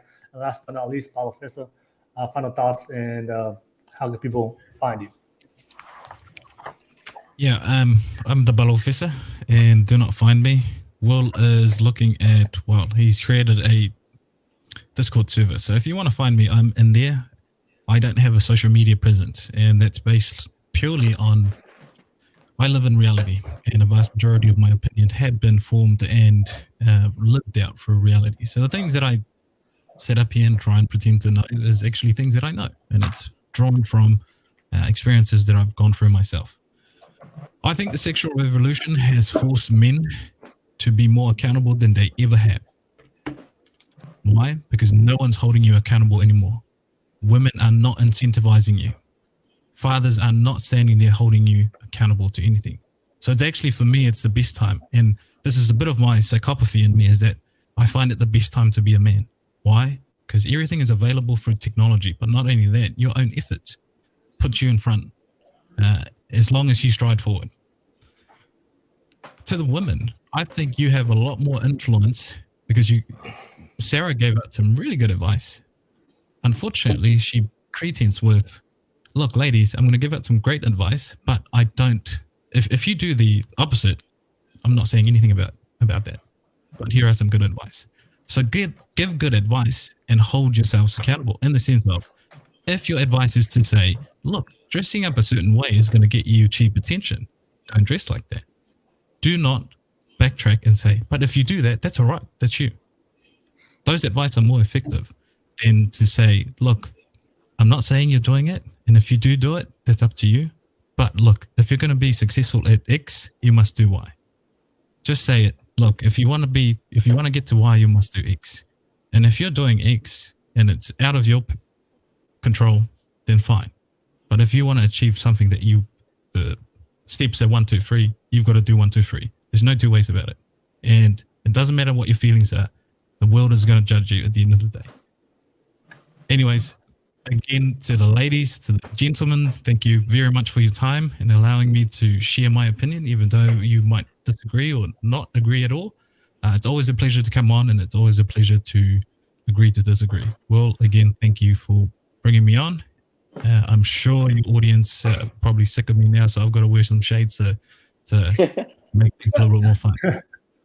All right. You know, the Balthus about to drop some truth, some harsh truth when he wears those shades.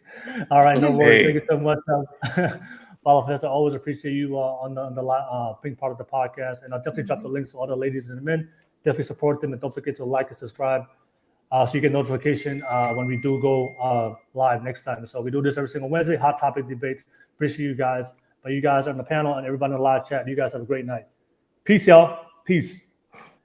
Thank you, y'all. Later, guys. You guys have a good one. Later. All right.